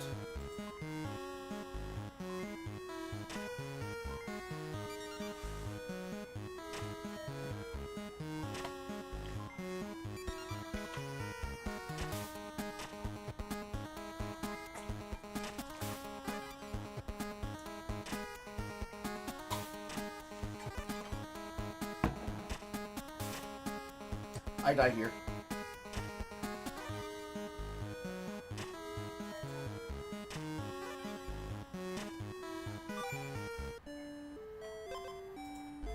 Dead. Ice Cold victory achieved. Win against Frostbite Druid for the first time. Firecracker Belt. Exposed. Deal 1 damage 4 times. All that glitters. Have 3 golden items in your inventory. Gemstone Scepter. Gains on-hit effects from Emerald, Ruby, Sapphire, and Citrine items.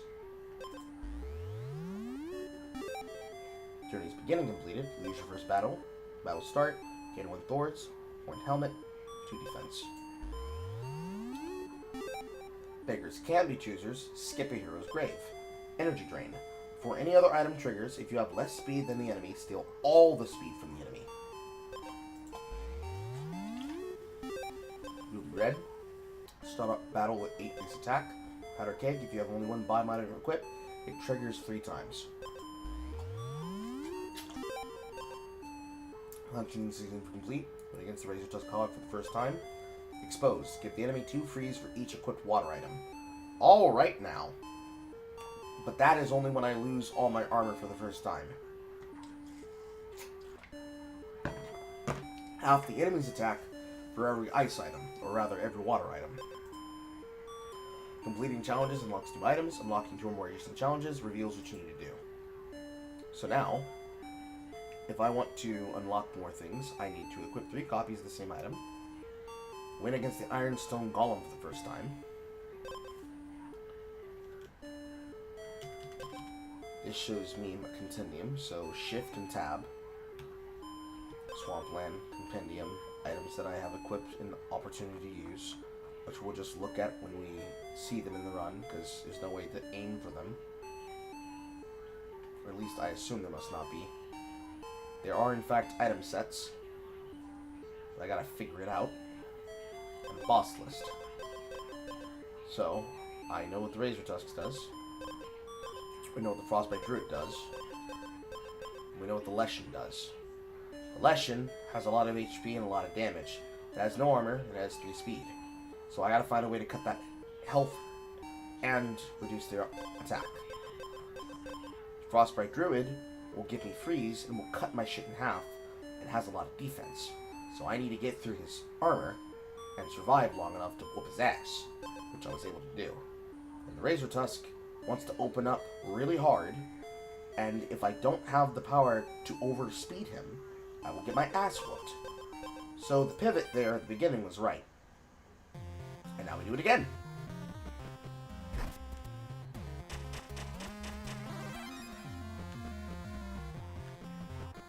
So we want to get equipped.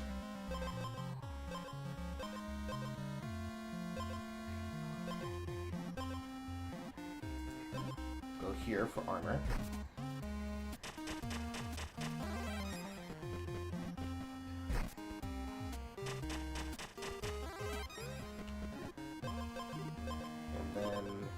Here for speed.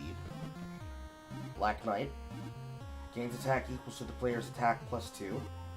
So he's going to gain 3 attack from me. So I need armor, and I need a way to fight him, which is probably thorns. So my build's going to depend on the boss that will face me.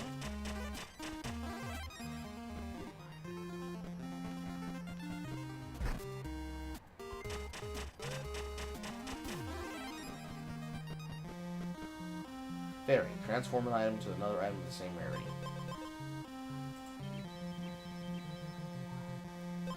Redwood's Rod. Get my weapon with an edge. I would like to heal. I need armor.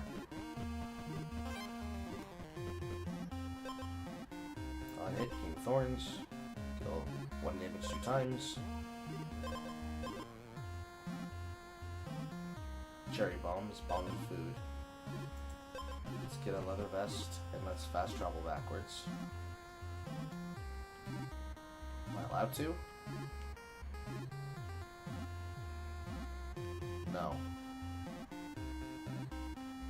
Interesting.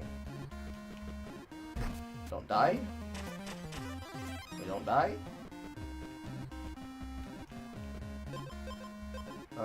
Horned helmet?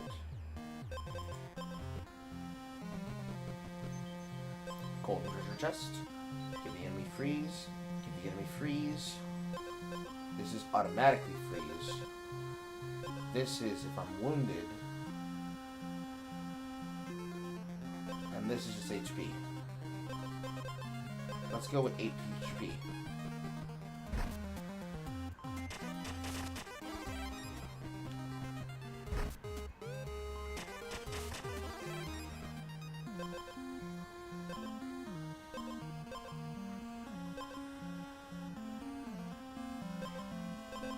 So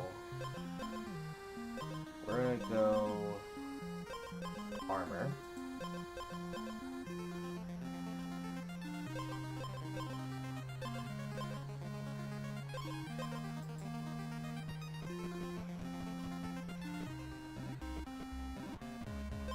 Apply oil to my shit. I want to be speedy. Can't do attack yet because I'll get my ass whooped.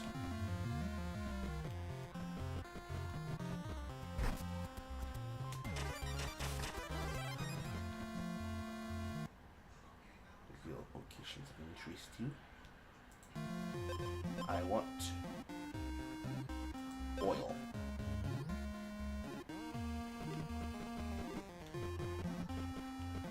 Jewelry box. Gain 2 attack for each jewelry item. Restore HP every other turn. Armor shed.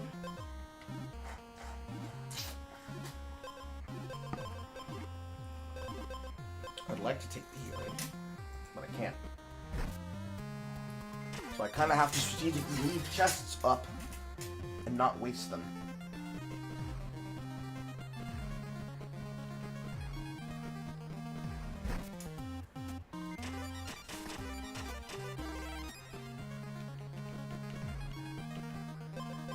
Yes. Gain HP before the boss. I'll take that. So, if this works the way I think it does, I gain freeze, you then take that, then you attack me. You get thorned.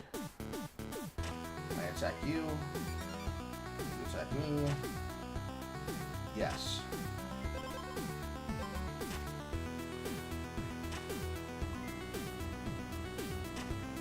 So I don't really have a way to gain Thorn. I just get the Thorn at the beginning of the battle, and then I hit him for that. So I need to get some way to either have more damage against enemies coming up, or whatever. I just get out of this because I have to find that weapon. Give me your money. Now I can come here.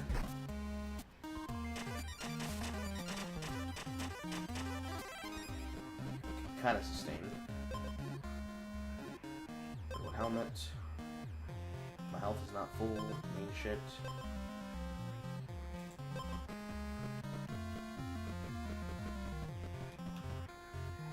Now I can apply armor or attack oil. Scooter. The spider has more speed than you. It deals 4 damage. Saffron feather. Convert 1 speed to restore 2 health. Get this. Get fast traveling. There's a point here.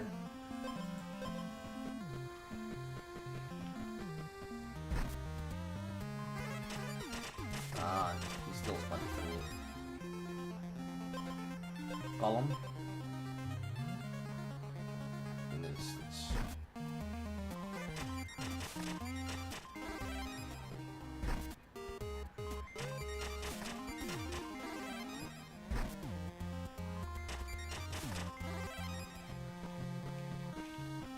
Okay. Good. Featherweight blade. Nothing you can really do about that. Really nice. Doesn't matter. Swift strike stag. Strikes 3 times per turn. That's bad.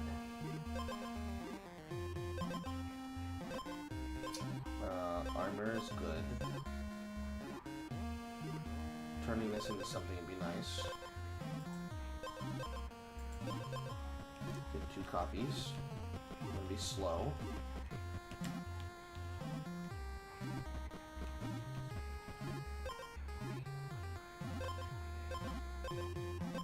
On hit, I gain thorns. That's probably important.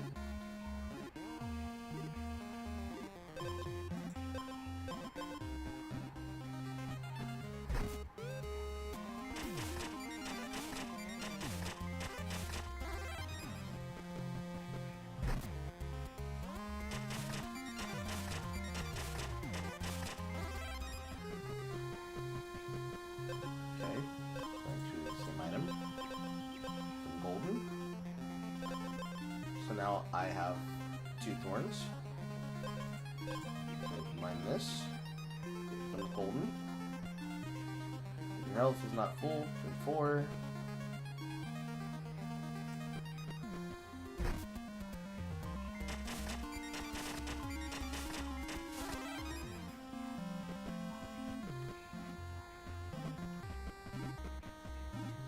The location of interest.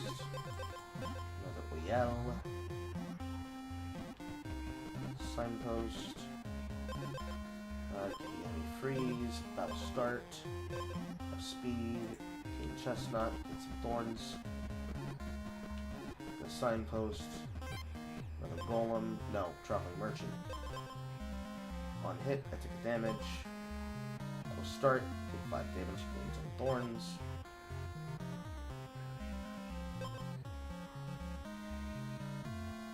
He's going to attack me 3 times a turn. So, here. Fine there. I need to replace this Webwood Cloak with something.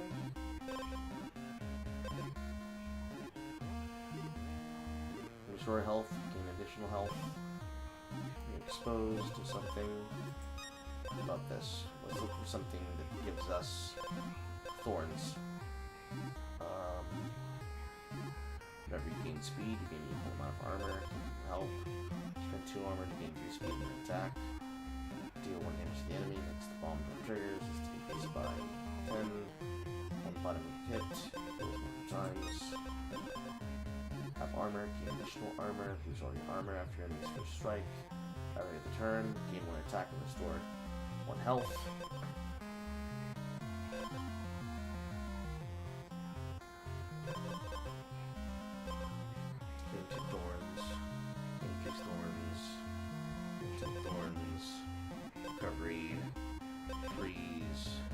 attack. Da da da. Da da. Nothing I can get here.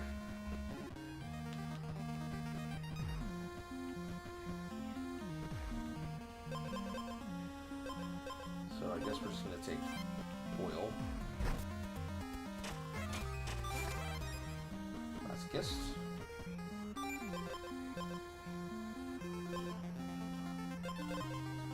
Wounded, give the victory freeze. This is when I drop to HP. I don't see how you do anything here. I'm kind of just at the mercy of my items. Okay. Slowly. You attack me, you take damage, and you're gone. Leshen probably will not go down the same way. So we gotta figure something out.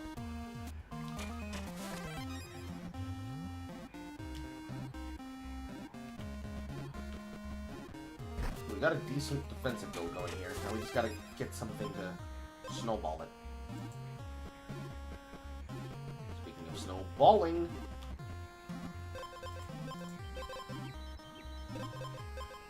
need 6 thorns. Yes. I agree. So the damage goes to my thing. It doesn't go to me. That's fine. Battle start, gain HP, doesn't matter. This is more armor. This is food. This is healing. This is speed. I am fine, EOJ. In short, if you're streaming a community event like a raid in the game, how do you feel about screen peeking and putting your stream in black screen? What do you mean? Do we want to talk about the raid race that happened in Destiny 2? What is the raid race?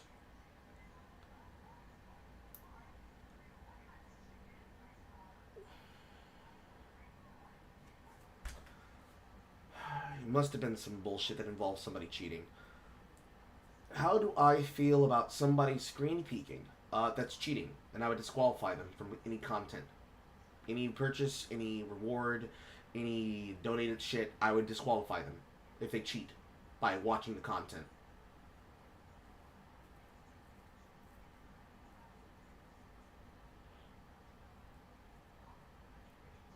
If the person in question is participating and they put themselves in black screen while having ads and monetization, that's just being scumbag. Realistic, if you're being serious. But there's like nothing really much you can do about that at the end of the day.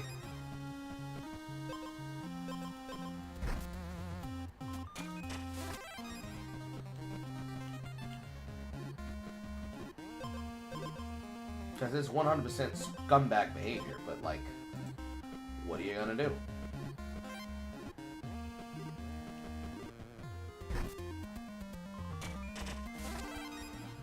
Stealing my money.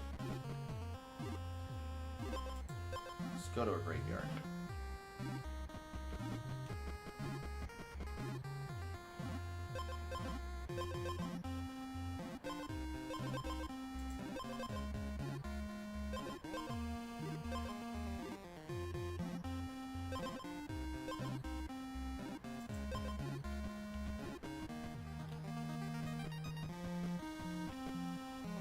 Grave.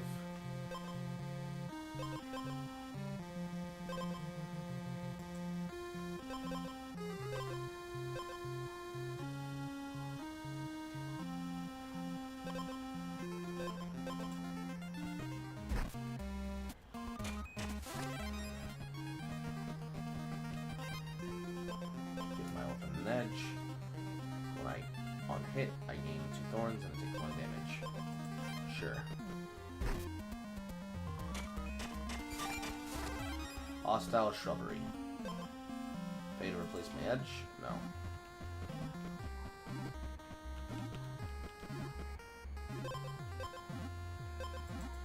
Nothing to help thorns.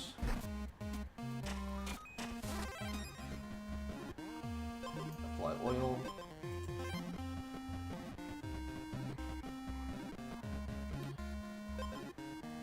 Expose, Boomstick, another glove.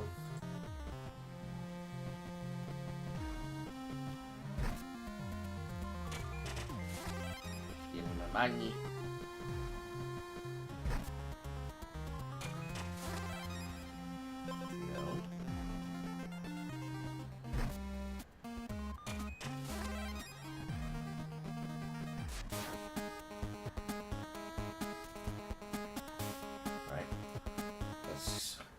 I live there. I don't think I do, though. This game looks pretty good, man. It is. I wouldn't be playing it if I didn't think it looked good. I do have exquisite taste, chat. Okay. The Gaining Thorns. He attacks. I hit him. I attack. Hits me, I attack. No, I die here. I don't have enough damage.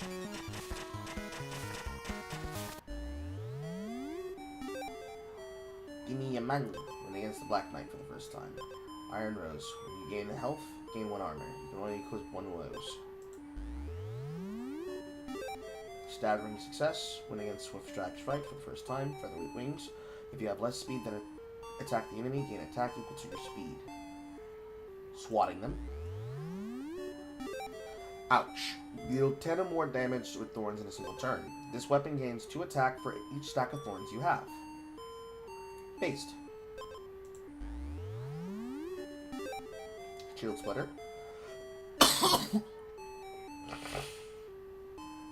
Moves 10 or more armor in a single strike. On hit, convert 1 armor to 2 attack.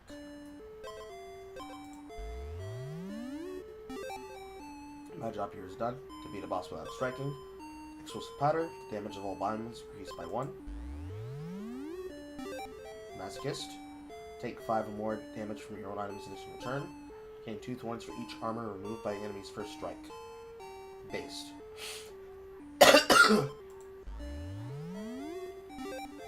Hostile Shrubbery.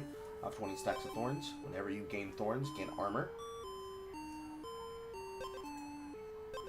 Some natural synergies here. Compendium. When against the Mountain Troll, be exposed with 0 base armor. When against the Ironstone Golem, equip 3 copies of the same item. Gain a combined total of 100 armor in a single battle. How the? That must be a synergy. Defeat Leshen with only wood items. Trigger 10 or more item effects at the battle start. Trigger wounded on your own turn. I have to do that by self-damage. Defeat Leshen with only stone items.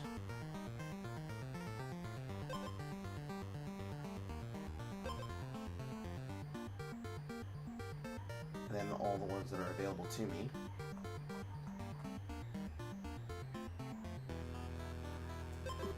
So, wood items would be these. Certainly, there must be some kind of synergy here. Pinecone Breastplate. If your health is full, gain 1 thorn at turn start for the rest of the battle. Every other turn, gain attack and restore 1 health. Lose 2 attack if exposed and wounded. If your health is not full, restore 2 HP at battle start. When you're exposed, restore 3 HP. Lose all your armor after your enemy's first strike. If you have 0 armor, restore to full. Gain 3 max health for each equipped wood weapon.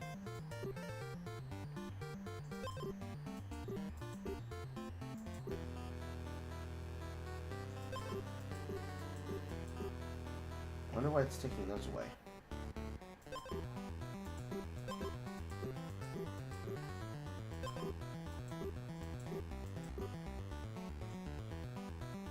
It's not telling me. What do these symbols mean? These are obviously freeze things. These are thorn things. On hit, I gain 2 thorns. Horn Helmet gives me thorns on battle start. Spiny Chestnut gives me thorn on battle start. Blackbriar Blade will gain 2 attack for each thorn stack that I have. But it has to be my weapon, so it doesn't synergize with Bracer Thorn Spear. Whenever I gain thorns, I gain armor. Is there something that whenever I gain armor, I gain thorns?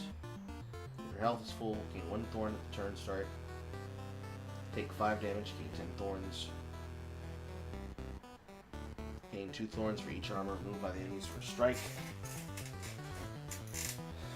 There's gotta be a way to make it work.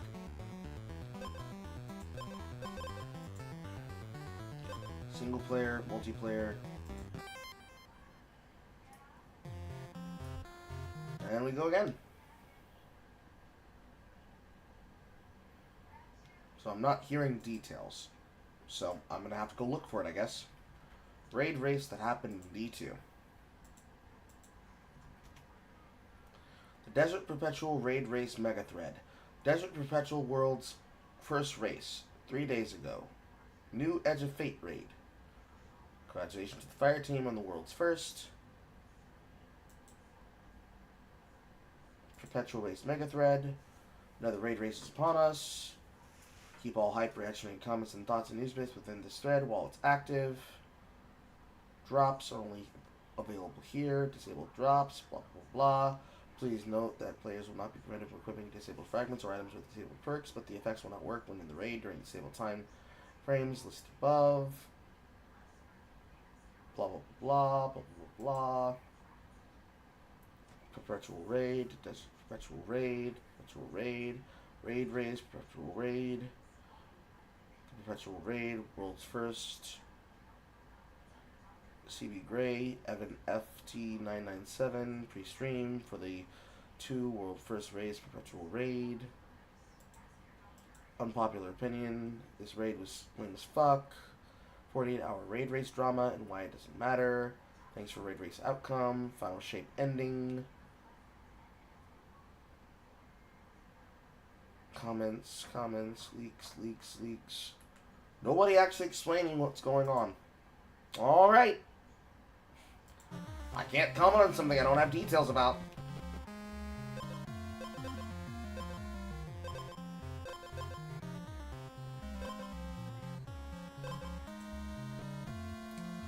Bloodmoon Wolf. When the player is below 50 HP, Bloodmoon Wolf temporarily gains 5 attack.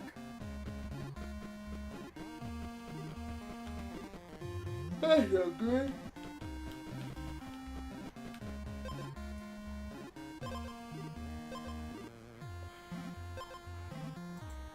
Let's get some thorns.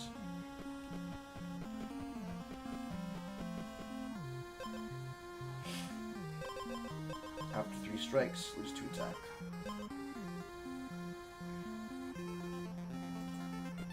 So there.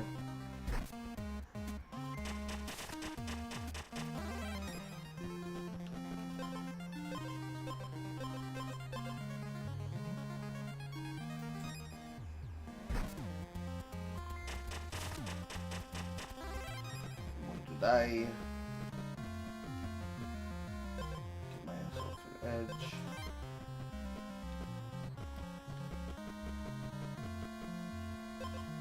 Gain thorns. Give the enemy freeze.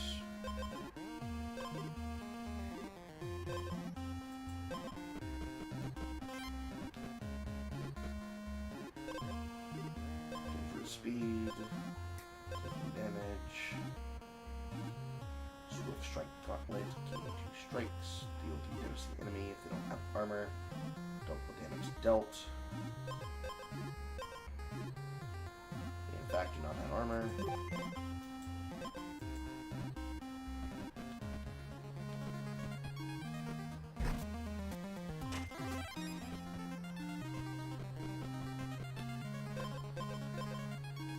Staff.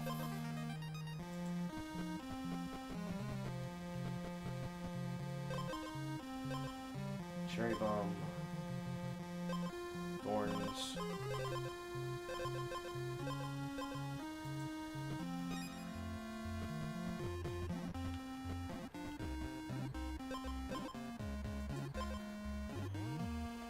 ourselves a hero's grave.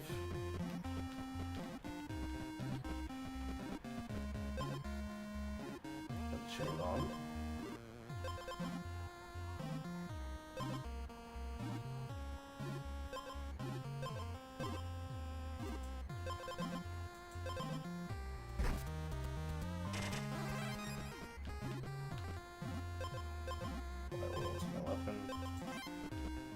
Defense.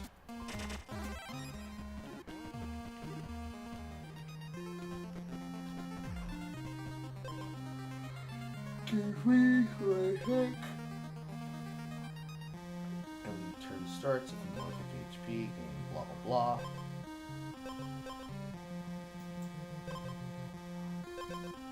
Let's take this to get some armor.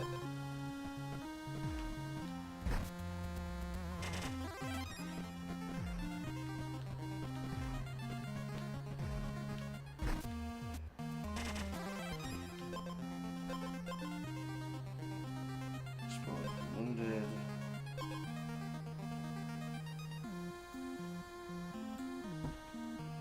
$7, $20. I die.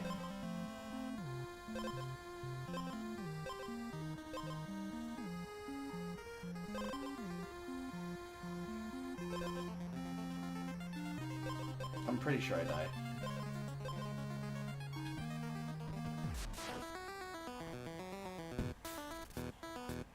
Dead.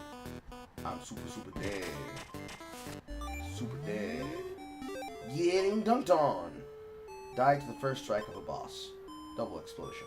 Second time you deal non-weapon damage each turn. Deal 3 damage. Pain. Nope, he does not have details. Okay.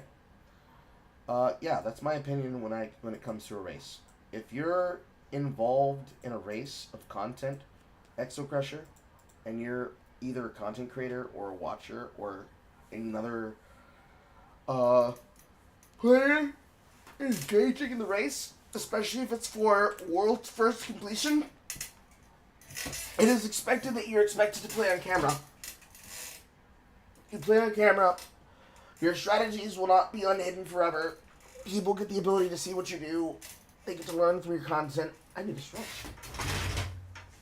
They get to learn from your content. Whatever they can glean from your knowledge, they get to glean. And as much as it might suck, that's just how content develops when you're doing gauntlets. We have them all the time in Path of Exile. I just don't happen to participate in them because the content creators quite literally blow everybody out the water. Especially the speedrunners.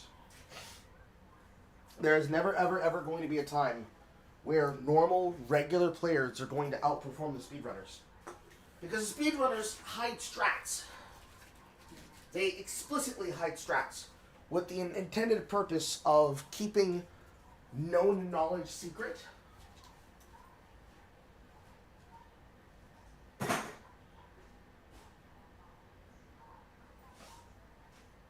And by the time that known knowledge is disseminated, there is a new tactic that you don't know about that you will never learn until the next time the strats get leaked. And then again, and then again, and then again, and then again. And whenever a skill becomes known as good, especially with low investment, spell skills especially, trap skills especially, that build gets nerfed into the ground. Which is why the strategy is hidden. Ow, why is my entire chest is locked up, my back is locked up, oh my god. Why is my body so tense? I can think of a couple of reasons.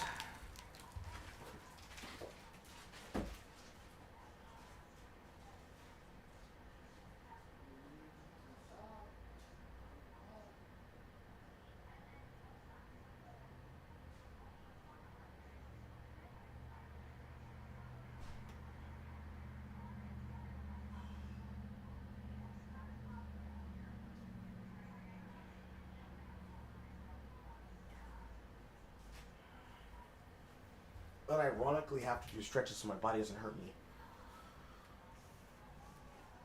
But, yeah, that is how it goes. Now, and I'm not the only person who has this opinion about ARPGs, believe that if you play a game that has a private test realm, your game is dog shit. Now, that sounds like an aggressive opinion, and it is.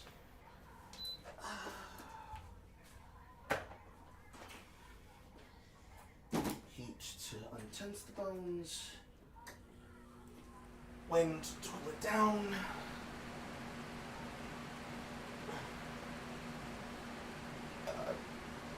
The reason that I have that opinion, as many people have that opinion, is that when you, as a game creator, make a test realm, you are not actually making a game. You are making a fixed board. Because what's going to happen in the test realm?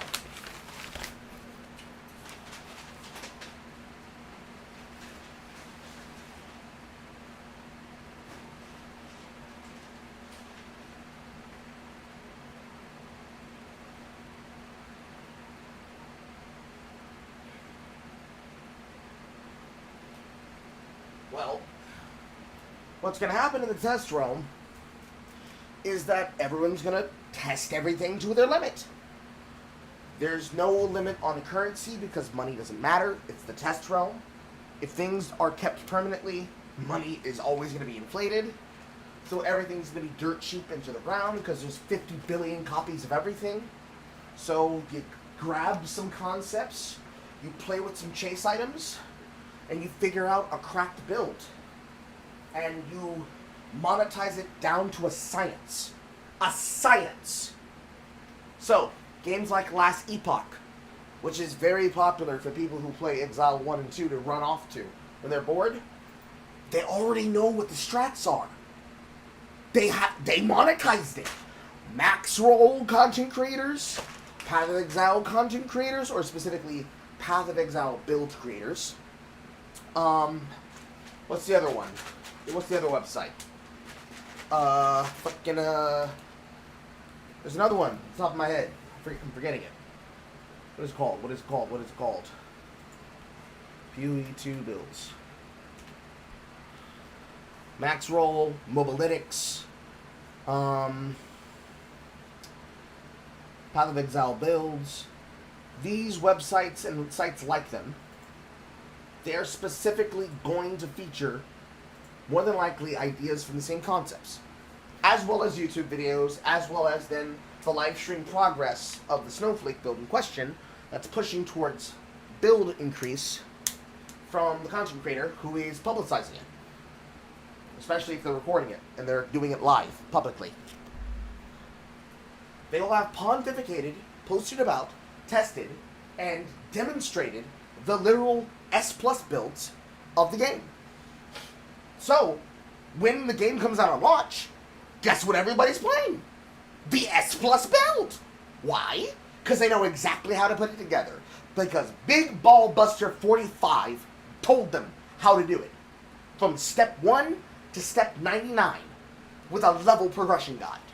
Because, for those of you that don't like playing ARPGs, you're going to say, bro, I don't like wasting my time, I don't like dying, I want to do the least amount of effort and get the maximum amount of content and the maximum amount of currency, assuming you choose to play Trade League. To do that, you have to be first. In order to be first, you have to be fast. In order to be fast, your build needs to be good. In order for your build to be good, it needs a low amount of investment and a high amount of potential, because it either needs to scale fast to the point that you can get a borrow weapon that will then be a staple that keeps you until the next time you need to upgrade, and you don't need to upgrade for 10 to 15 levels. 2, it needs to be spell-based so that the damage is in the gem or in the skill, and the scaling of the skill comes at the cost of offense. In Exile 1, this does not work like that. You need offense and defense. In Exile 2, which is designed for new players, you want to put into your offensive before your defensive. because your offensive scales faster than your defenses. You don't need to have a permanent form of defense unless you're really running a build that relies on it, because you're getting power from your defenses, which are far and few between with the exception of Thorns. But to make Thorn builds happen, you need this particular item to get there. More on that later. Regardless, offense scales faster with power. If the power comes from the gem and then comes from the level of the gem, or rather from the level of the skill, then you don't need to have weapons, because that's the difference. Spell-based builds base themselves off of the inherent stat stick. Weapon-based builds require the actual innate crit of the weapon, plus the features of the weapon, and any unique qualities that the weapon has. And then, if the power comes from the character class, and something that the unique subclass, as we call them, the Ascendancy, has to balance off of, then it probably is abusing some 3 parts of this problem. So let's say you have a character, that character does 1 damage and has 1 defense. Every single time they take an attack, they get 1 damage and 1 defense. So, you use a build that gives them double attack. So now they're attacking twice, and they're off-putting that damage while still having the raw defense. So you scale the defense hard enough that they're able to do what they're supposed to do with the weapon, and that's a weapon build. Same thing with spell build, but inversed. You put what you need in the gem, and then you amplify it by the power of your stat stick. Faster cast rate, higher damage, higher rolls towards the type of damage, whether it be a type of element, or it's a type of specific status, or it's an interaction with items on the build. You figure out where everything is to go, and if it's a staple that needs a leveling item, you just make it work solo self-found. You don't need gear that you purchase from and off of other players. You just make it work. And if it's power that comes from the character class that does something that other classes can't do, like the Blood Mage that I built from scratch, while I did go off of ideas that I witnessed, I built it off the concept of bleeding using elemental damage. And then from there, figuring out what other people did, I used that as a staple to then push it further based on what I could craft with my own equipment. Because even though I could be going off of somebody as a reference, I can't copy their items exactly. That's not how the game works. So I have to make it work, and I have to make it happen myself. I have to build it myself with my own bare 2 hands and my own knowledge. If the game's already solved, I can't do that. Because everything's going to be overly expensive. And that's what happens in a trade league. Every game that's an ARPG of this design suffers from this. So which thing that gets into racing content? They're not just racing for the ability to be worlds first. They're racing for content. They're racing for clout. They're racing more than likely for swag, money, and goals. If it's kickbacks to their chat, they're broadcasting it for the recognition. They're doing it for the event, the squalor. There's an entire involved process, EXO. So when you start saying, I can't have my strats leaked because people will steal them and use them in real time and relay information because this is money on the line, you're talking about allowing a person the ability to steal your effort and effectively win off your strategy. Which is very hard to do unless you have everything put together that you stop a person from doing it. You know? False starts, active espionage, DDoSing sabotage that can be linked back to the people who are involved, which usually is very hard to do because it can just happen from an unknown troll group as much as it can happen from a rival. Usually they're not stupid enough to do it that way to get caught. It is what it is. But if it was me and it was my event and I was watching live that people were doing it, which is something similar to what I wanted to do with Exile 1 with the private servers, but only 2 people participated. If I'm watching the progress and I'm tuning in to what you're doing in this season in the league, I can tune in to what your build looks like. I can compare what your skill is versus my character's skill, or your skill versus another player's skill. And I can see what your progress looks like on not just the build and your items, but exactly how you're going to scale your build and your items. Half the goal is figuring out what other people did and how they are making it work. And unfortunately, in the kinds of games that those of you find enjoying, Destiny enjoyers notwithstanding, You are stuck in a game loop where your items are obsoleted because they decided to bring in a new system just for the sake of having new shit and old shit. Versus in a game that gives you a fresh economy where you are able to learn new heights, new potential, and experience new content because you gave yourself the chance to. Unfortunately, most of you don't do that because, for any reason, you find it boring, you don't want to start over, you want to have to start and keep playing the character you have, which you can do inside of the leagues, because when league content comes out, when you have a challenge season, you always get the ability to start fresh in an economy. Your other characters will be there, they still have their skill trees, they'll still be equipped the way that they're equipped, they're not going anywhere. But for some people, they don't like doing it again because, tedium, blah, blah, blah, blah, blah. And in terms of a race, assuming that they started in a fresh economy and they started fresh and they're all doing it from level 1 up to that point as a race, as a gauntlet, you're talking about patches and patches and patches of updates. So somebody's going to have their heart broken, and then you throw cheating in the mix, somebody might actually lose a fucking life. Unironically. I don't know what you think about that as chat room, but that's the reality of how serious it can come down to. Because you're talking about a community of players who know each other. People who create drama between each other to increase their views on their own channels, amongst their own content. But don't actually give back to other people, because they don't commune with other people. They commune with other content creators that they know. Realistically, anybody who plays the RPG is supposed to be a part of the community. Because it's not just them that farm the game and farm the content. It's not like there's only 20 people who do a specific type of content, and therefore they're the ones that produce it, and they're the ones that control the source. You can do what you want at any time. In fact, one of the things that I do, which is to play solo self-found, since I'm usually playing by myself anyways, is that you build things from scratch. You don't have to rely on, or rather, you don't get the luxury of buying off of someone else. So you're at the mercy of your own luck. And when you're doing that, and you're also talking about using a build that is, quote, solved math, you still have to learn how to put everything together yourself. And if you can't do it, well, I guess that build's not viable. Put that in the mix, that can add to a lot of excitement for some people, but a lot of boredom for others. Because they want immediate power, quickly. And when you're putting money on the line, this only amplifies the problem. That's at least how I feel when you talk about a race. Because I don't play Destiny 2, so I don't have an opinion about that particular race content. But in terms of gauntlets and prizes, I do have an opinion. I think that they should be ran with the intention of allowing and bringing in new blood, because you want more players, not less players. You bring in more players by giving them incentivization to play. One of the main things in which to do that is not create a fixed game environment. Sure, you can have people talk about the optimization of whatever build they want, but at the end of the day, people can ignore them and say, I will do what build I please, and that's winning. I certainly have to pee.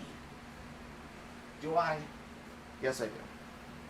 Somebody wanna flow on a mighty. I need to pee, chat.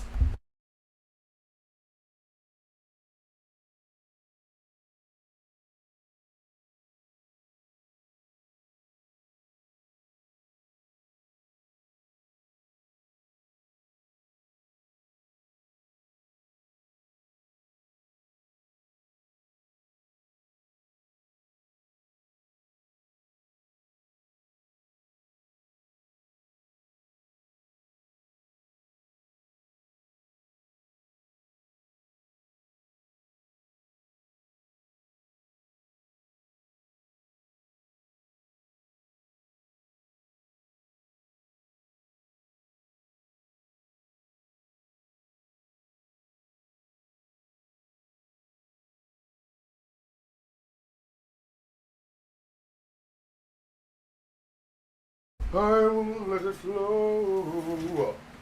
I will let it flow. So, here's the thing. They do allow people to look at teammates to figure out the raid ES scouting. No. Dog shit. Bad. If you're making people do worlds first, they need to learn how to do the content world first. World first means you do it blind. Learning the content blind is exciting and fun and good and is good for you. It makes you better. If you do it by cheating, you're not learning. And that's bullshit. And bad. Bad and bad for you.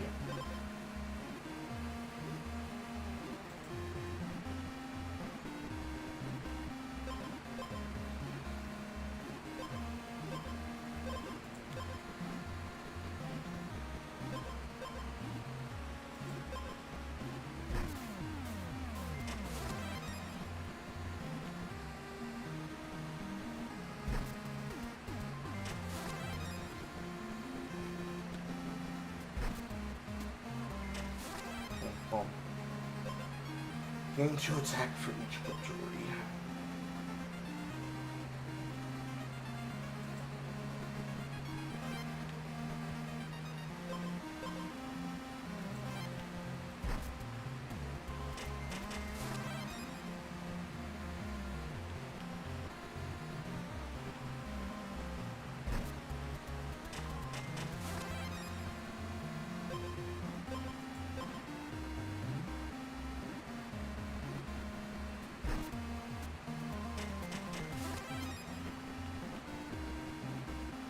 Transform an item to another item the same rate.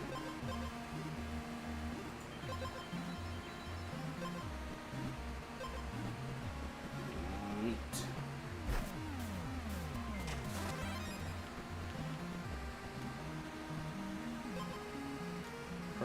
Spend 5 speed to permanently gain an additional strike. Crown. Ring.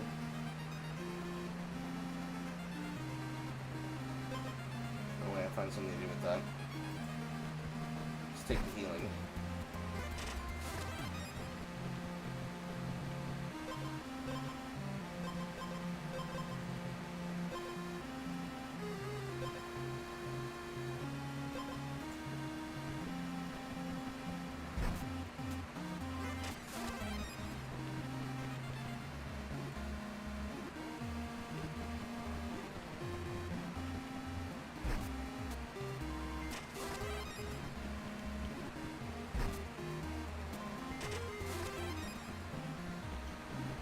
Jack of our ratings, bro.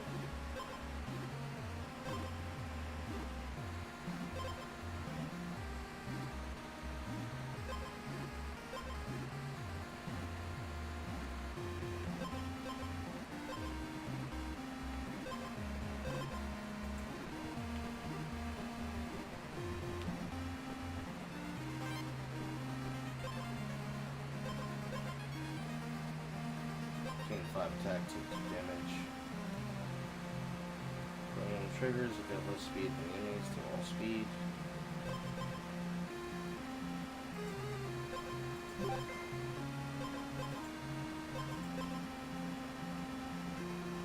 Wish you could sell things. I'm gonna steal his speed.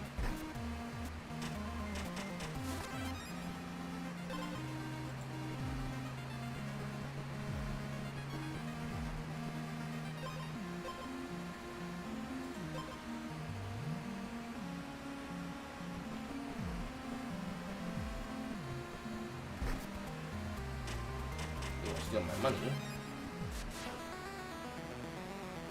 And I should just outright kill him in the first turn.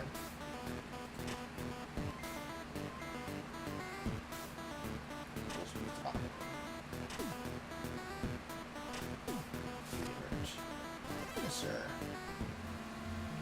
Yes, sir. Yes, sir. And there's the tree amp. That's gonna suck. It's just that the black screen is so prolific that people are now mad the streamers are doing it because they want to see the hit new raid.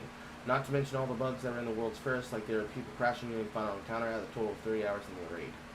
Well, that's just the nature of people. That's just the nature of the content, man. I'll tell you.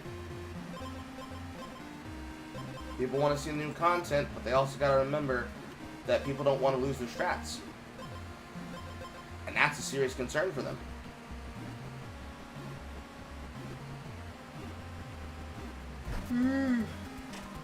Fully monetizable content effectively relies on being able to hide what you're doing so that other people cannot cheat off of you and steal your shit. There's a reason for them to be concerned. And it might suck, but it is what it is.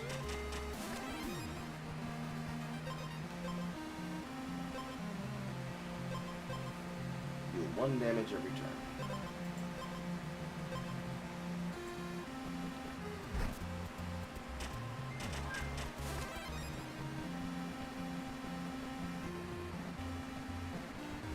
Hello, woman.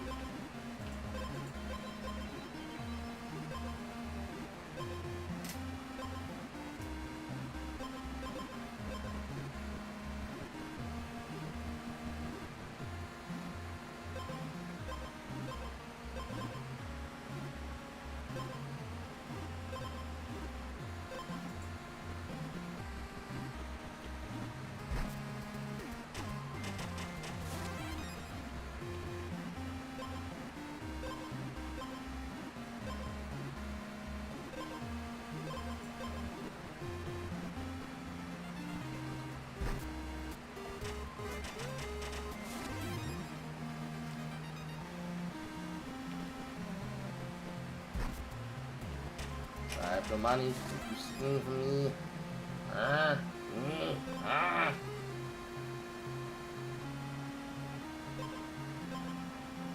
If you have more speed than the enemy, you gain 2 attack.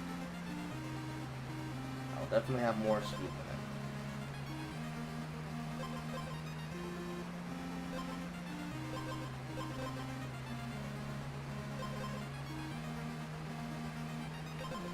Gain 2 attack for 4.5. Gain Thorn, take 1 damage. It's removed at turn end.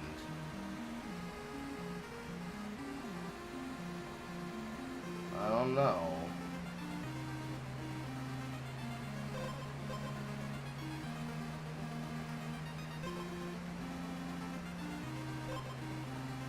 I don't know.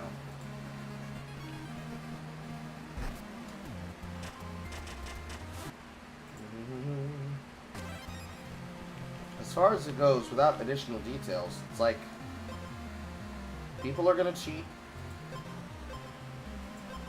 People are gonna do it. They're gonna try to find ways to do it if they don't already have access to a way to do it.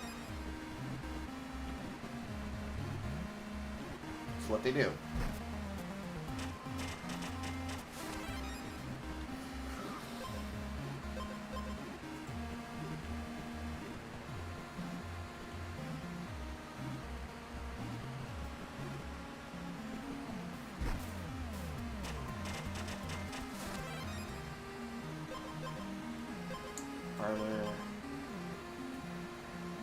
I can help. I'm trying to find something useful.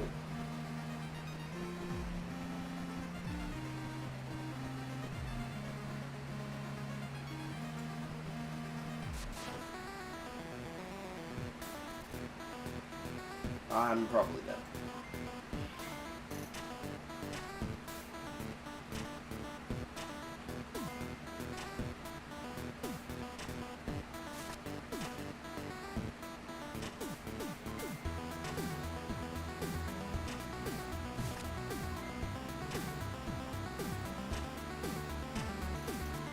Yeah, I'm dead. Expedite the process. Grave mistake. Die from your own items. If the enemy has no armor, thorns deal double damage. Based.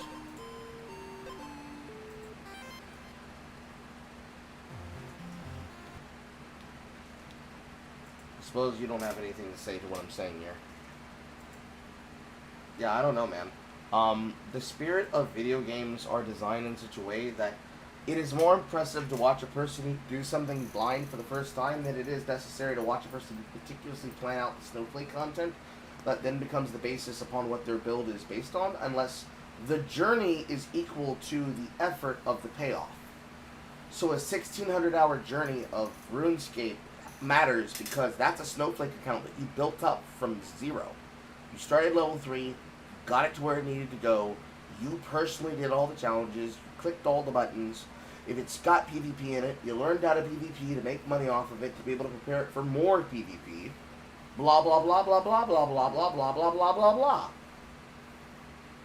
But ARPGs, such as Destiny, and Path of Exile, and Borderlands, and all these other titles, they sound like abortions at the end of the day. For all of the time you spend in them, they're just not going to be interesting because they suffer from the melee problem. The top 8 is the top 8. They're never going to change. The top 8 might change hands, but no new blood means no shit that's interesting. Do PoE and other ARPGs do build restrictions? They can. Realistically, they don't have to. Because if the question you're asking is, how fast can I go? What creates restrictions is the question itself. So, I'll give you an example. Spell builds scale faster than weapon builds. But weapon builds scale harder than spell builds. Until the spell build can linearly, then quadratically scale faster than the weapon build, because the spell build requires synergies, whereas the weapon build can scale infinitesimally faster because the weapon build requires certain key chase items that are integral to item synergies, just like the Benny build does, that specifically weapons are able to take advantage of that others don't, because they have more innate crit, for example. Or the type of damage that you need to add, and then multiply 2, is affected by one specific type of weapon that enables that build. And loosey-doo, Bob's your uncle, by nature of existing, one build overtakes another and thus creates the dominancy of what becomes known as the meta.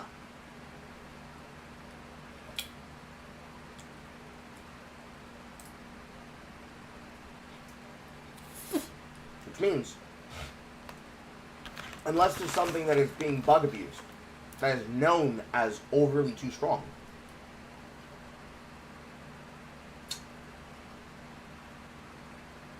to save from potentially watching the same 5 racers use the exact same build to all complete content the exact same way, you create some variants.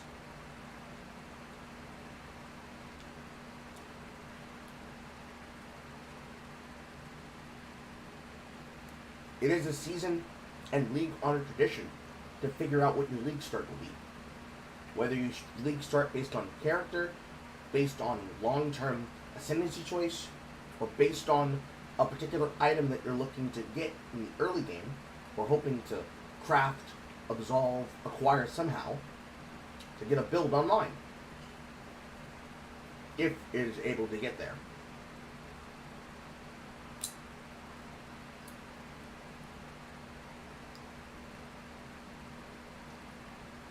Now, in terms of Exile 2, it is actually very easy sometimes to get those type of items. The game was designed to give you drops to do it. But all other times, you're at the mercy of whether or not the game likes you. So, if you started playing a mage because you wanted to test out magic, but the agnostic build of using spears is just too good for scaling and leveling, you use what you got. And so you don't have to worry about those type of limitations. Because you go where the content takes you. You don't have to force it. It just exists. You vibe.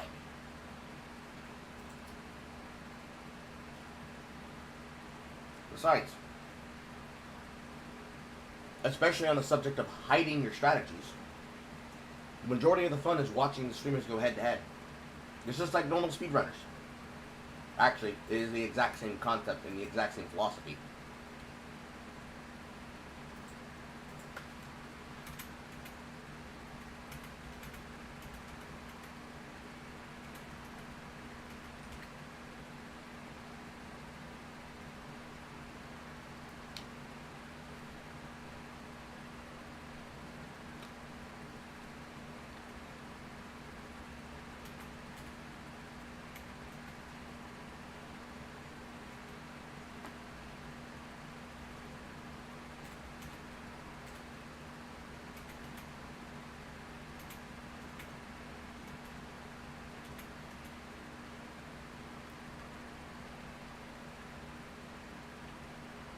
You know what I'm trying to say here?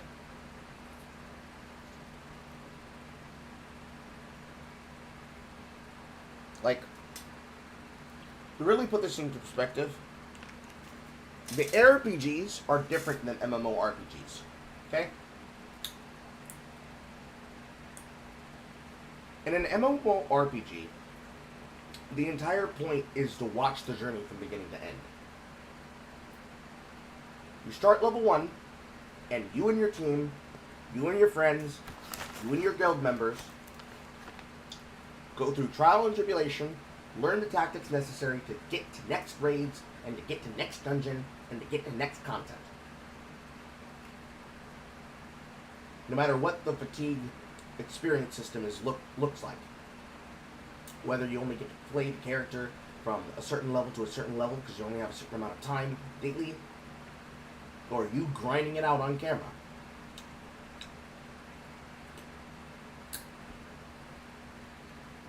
Whereas in an ARPG, your experience is based on your personal journey. While you and your friends that start at the same time might have a similar level of gusto, they might fall off, as has been the case.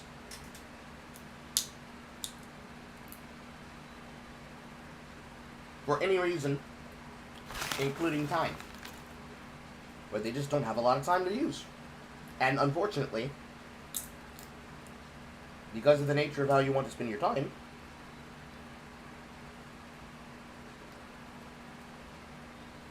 a game where it's not that you need to have X amount of hours in it for it to get good, but rather you feel like you're running behind other people because you're not where they are, because their build is great and yours is subpar because you're learning.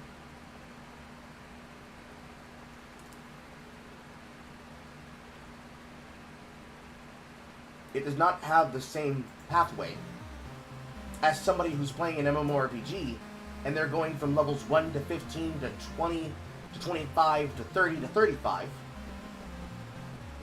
and they are just finding power because the game is designed to do so for them.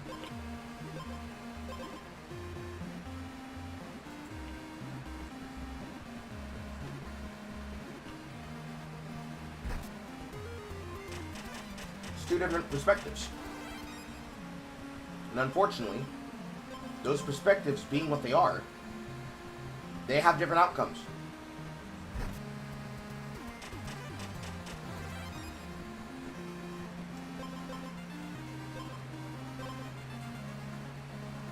Especially for what they're worth. That's bad.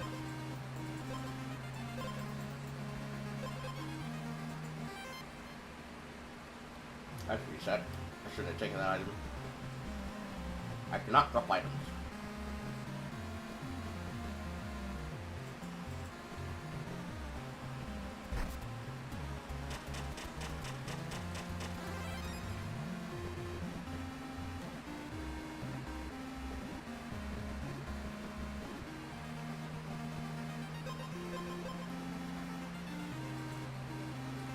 Euro. Damage.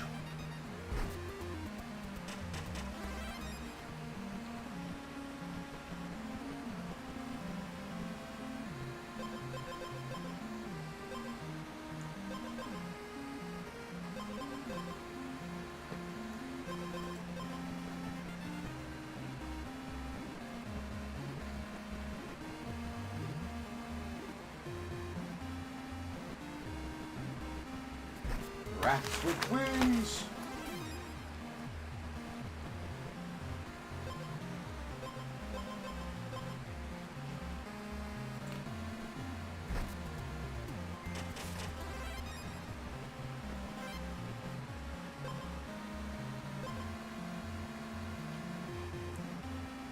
Gain 1 armor.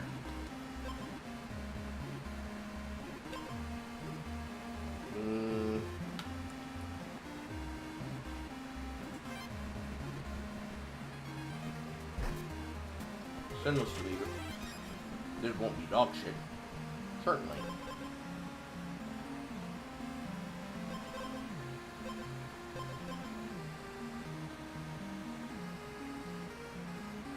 Freeze.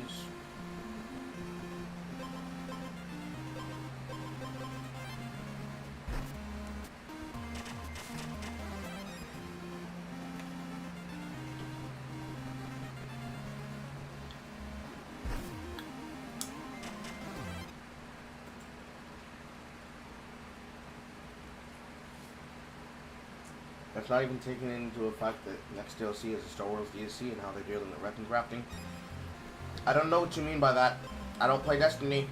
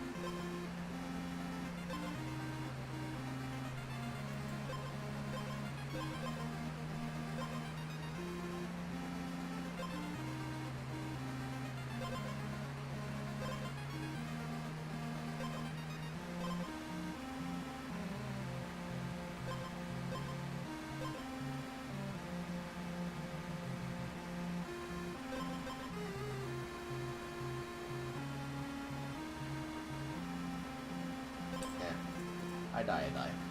Not a big deal. Yeah, I don't play Destiny. I don't understand how your weapon system works. And even if I did, your weapon system gets reworked all the fucking time. So every single time you get to your new peak classical weapon, you have to vault that weapon, because that weapon becomes garbage.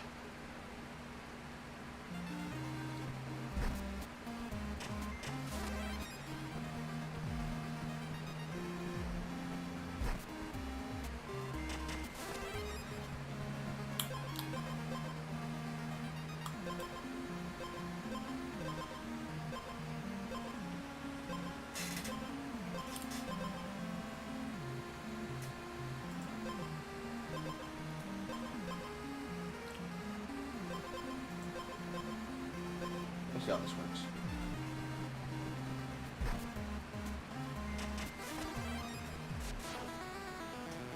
Got a 7 roll.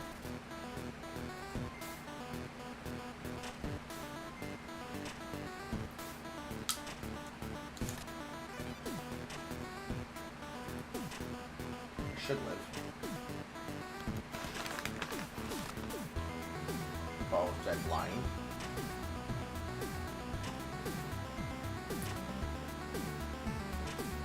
Nope. Double KO. And that is apparently an achievement. Second time you take damage each turn, gain 2 armor. Funny.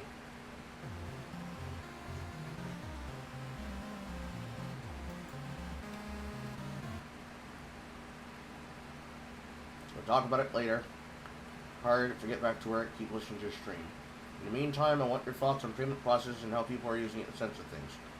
The same opinion that you're going to get from any broadcaster you ask that question. It is being done by woke skulls that do not know how to have conversations.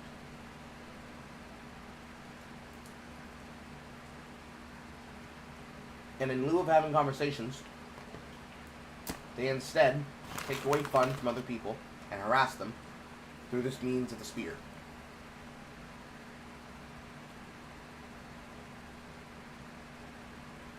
Mainly because it always starts as a slippery slope. And it moves in the direction of the slope. And who allows the argument to happen?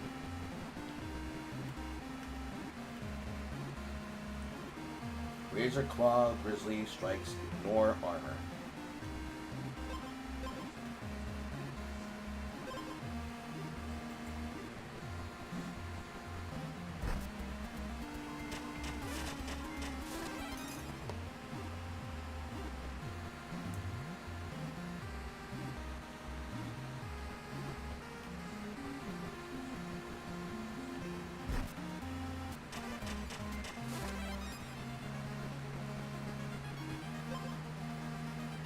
And what I mean by that is, it started with hentai.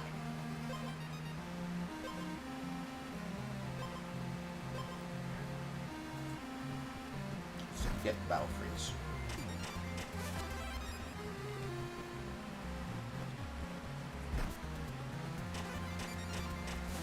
It started with hentai. Problematic. Nobody necessarily wanted to defend it. Everybody said, well, it's only the freaky deaky stuff. It doesn't matter that much. But that then became not enough.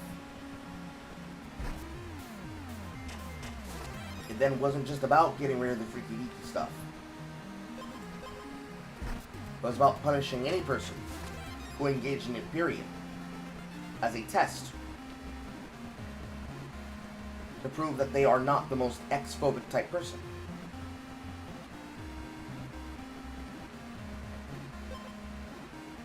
Convert 1 armor to 2 attack. The enemy has no armor, thorns deal double damage.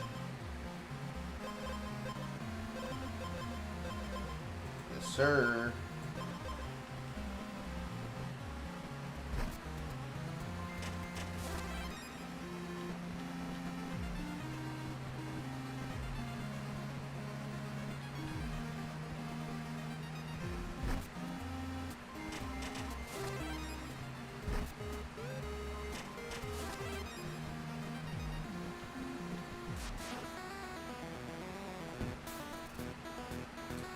See how this kills me.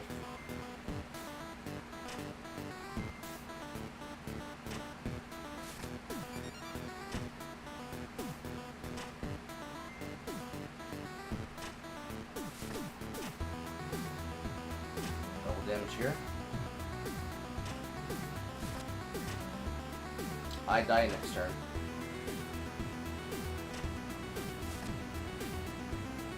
KO! No HP. So, they start with hentai. First, they tell you can't play explicit games like rape play. And I guess now the hottest talk of the town from which it was recently done was No Mercy. And hatred.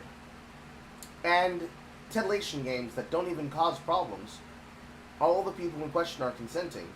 And it's more like a fucking, experience to be enjoyed as a sexual romp, like Chuck Tingle, specifically games like Honey Pop, or Sakura franchise games, or Sengan Kakura, or Dead of Alive, Venus Beach Vacation, Double Extreme, Double Plus Deluxe, or some porn mod of Five Nights at Freddy's. Everybody mealy-mouthed with their hands in their pockets are like, oh, okay. I guess I shouldn't play porn games on camera. And then it becomes games with sexual themes. But they're adult and they're handled widely.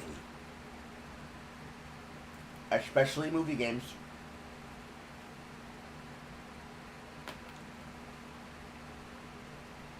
You were then saying, but, the aesthetics. But, the experience. There was liquid in this bottle. Where is it?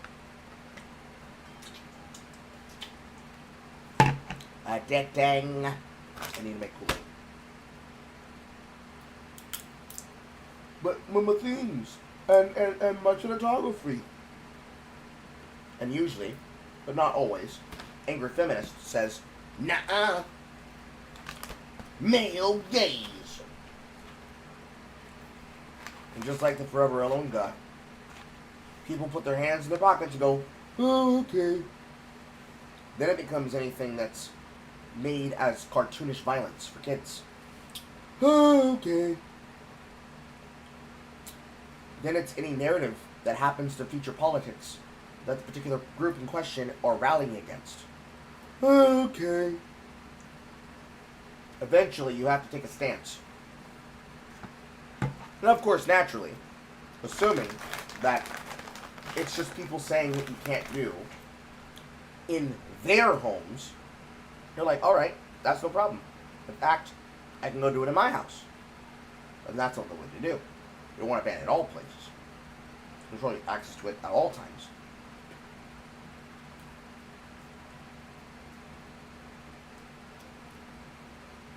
Remove it from society by the rule of the longhouse. Because an angry woman said so, you don't get to use it anymore.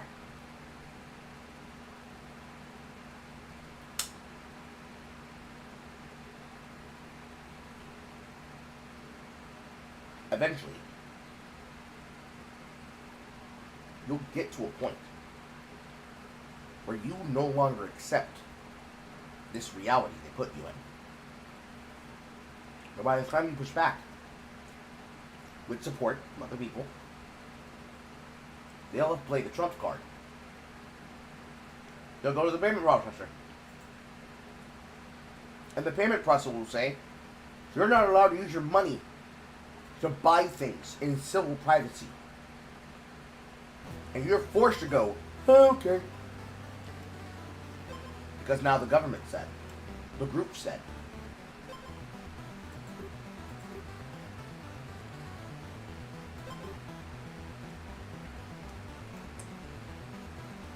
Sucks to suck, but that's reality, little man.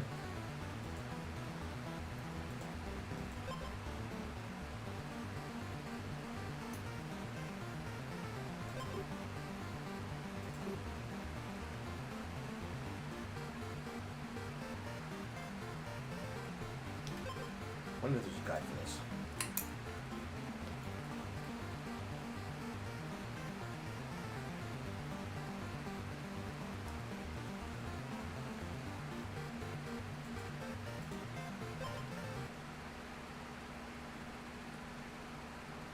Eventually, what happens is that if they cannot find a social reason to harass you, they will find a moral reason to harass you. And if you don't react to the moral panic and spurred over behavior that nobody actually cares about, they only care about the reaction to it, they will attack you by means through monetization. And if not through means of monetization, they will attack you through means of legalese. And then they will use optics to monetize your behavior as you follow through with reactions to their actions. Objectively, people choosing to litigate what games you get to play through political means is rage bait on purpose. To then use your reaction to them harassing you to then justify taking more away.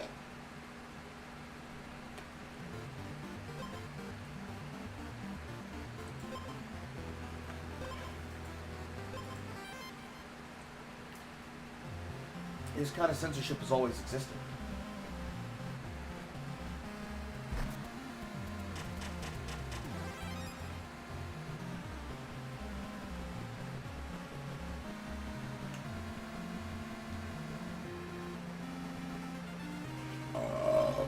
Excuse me.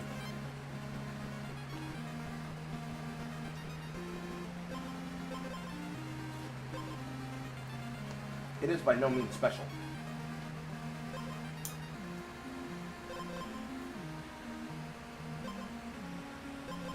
But unfortunately, that doesn't matter in the grand scheme of things. When Riddleberg takes damage, he takes 3 additional damage. No armor, 2 speed, 3 attack.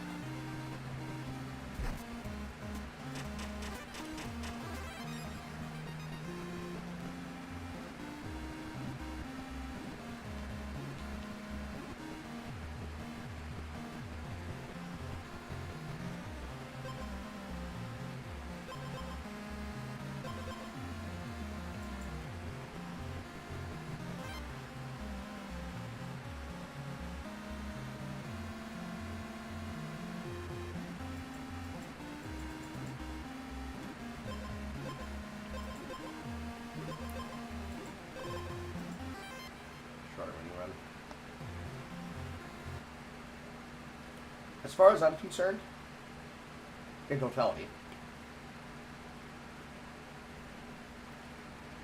the behavior itself is demonstrable of people who do not have the ability to fight back against the normal type of arguments they hear as to the reach of power is for. So, for groups like Collective Shout,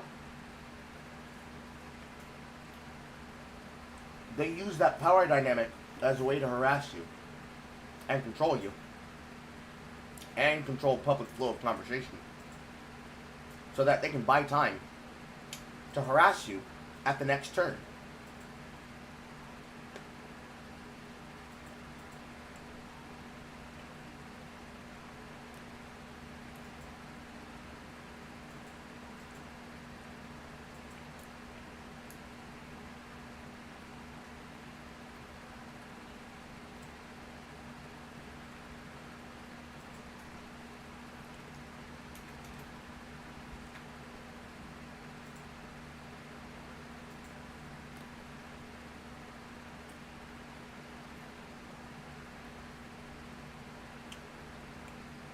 Unfortunately,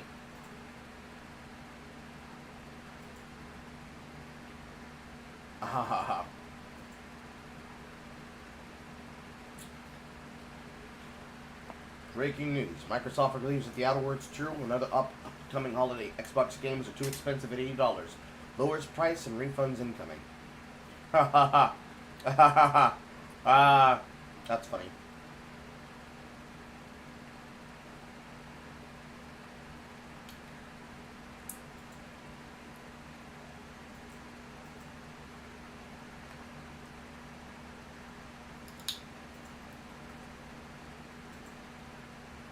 That's so funny.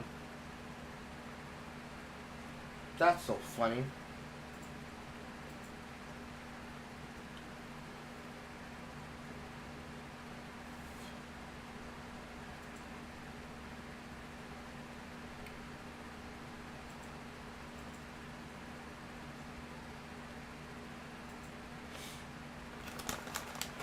But, you know, that's what a person who's experienced it multiple times would tell you.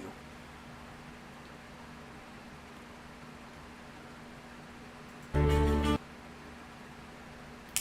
unfortunate.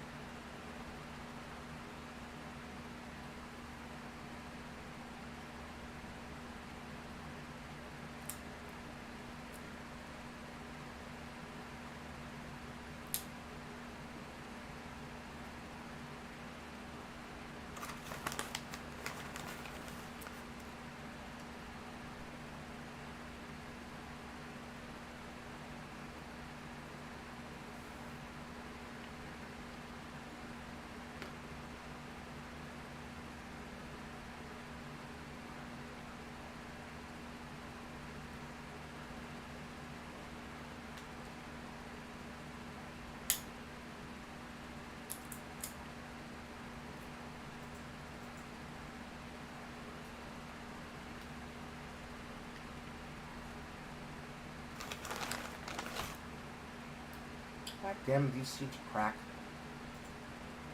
These seats are fucking cracked. You don't need fentanyl anymore. Let's put this shit in a gas station and sell it for $5.99. The blacks will impoverish themselves in a heartbeat.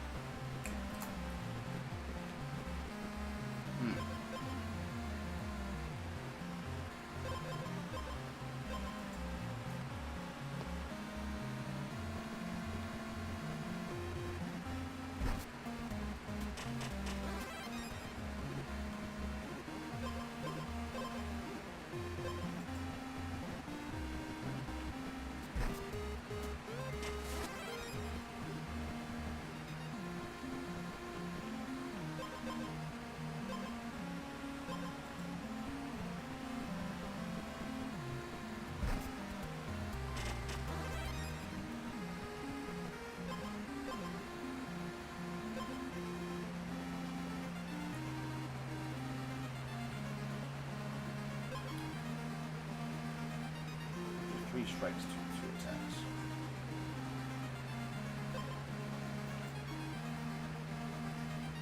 That's gonna hurt.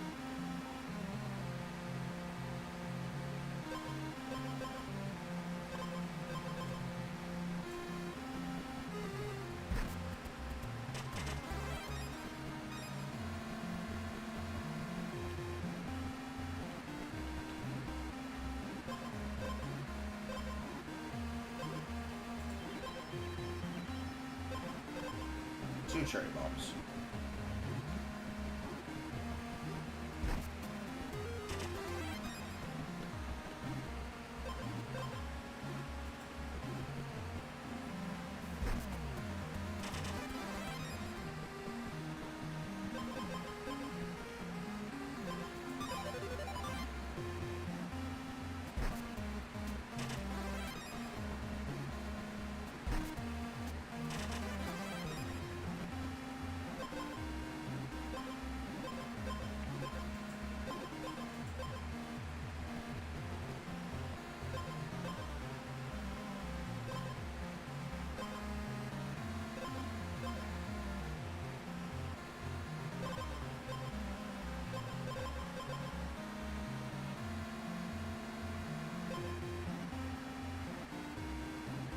Temporarily going to attack. No, it'll kill me.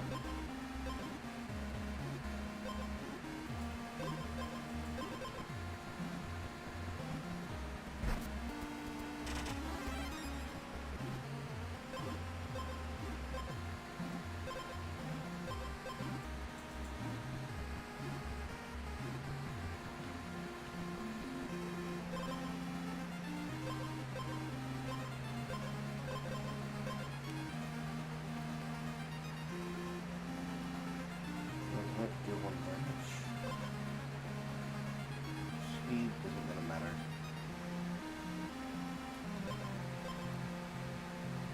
No.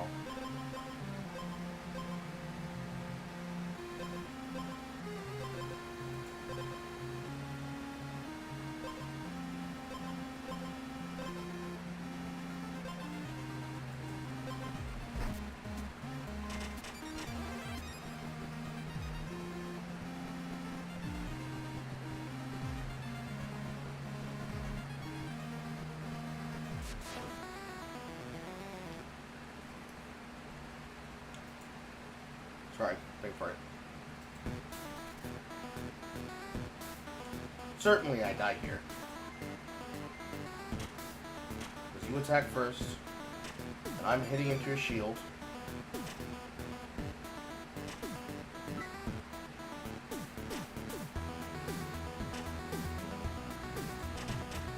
Yeah, I die here.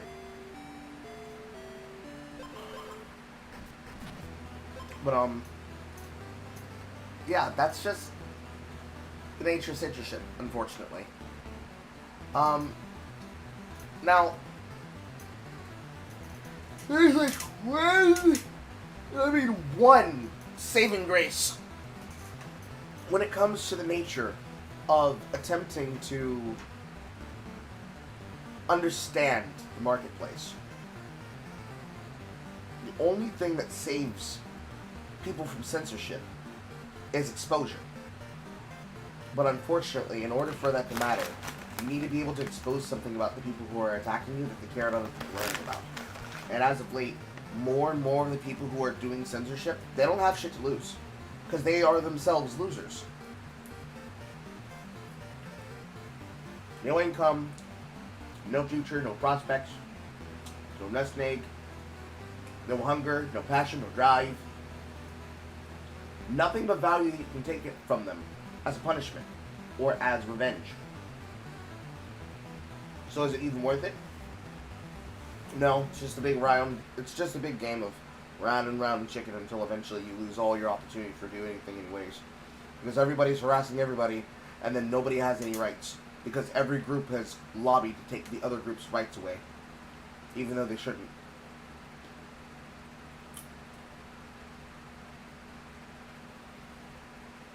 Very integral, very basic. It's rough, but it's the truth. Let's see here. It's about to be 12. I'm probably going to take a nap. Anybody have any question on the way out of the stream? Anyone at all?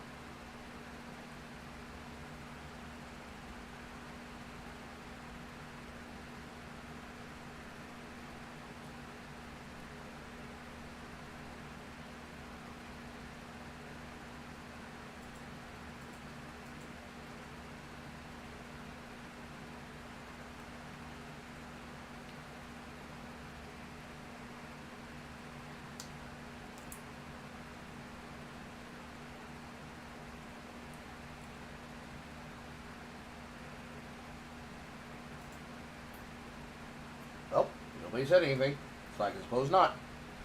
Alright, chat. I will see you all later, probably around or after dinner time, and we will get into probably the next game that I bought. If you are interested in buying this one, it is called He Is Coming. You can get it on Steam. It has an introductory rate. It is worth the pay, but of course, roguelike. Alabashon.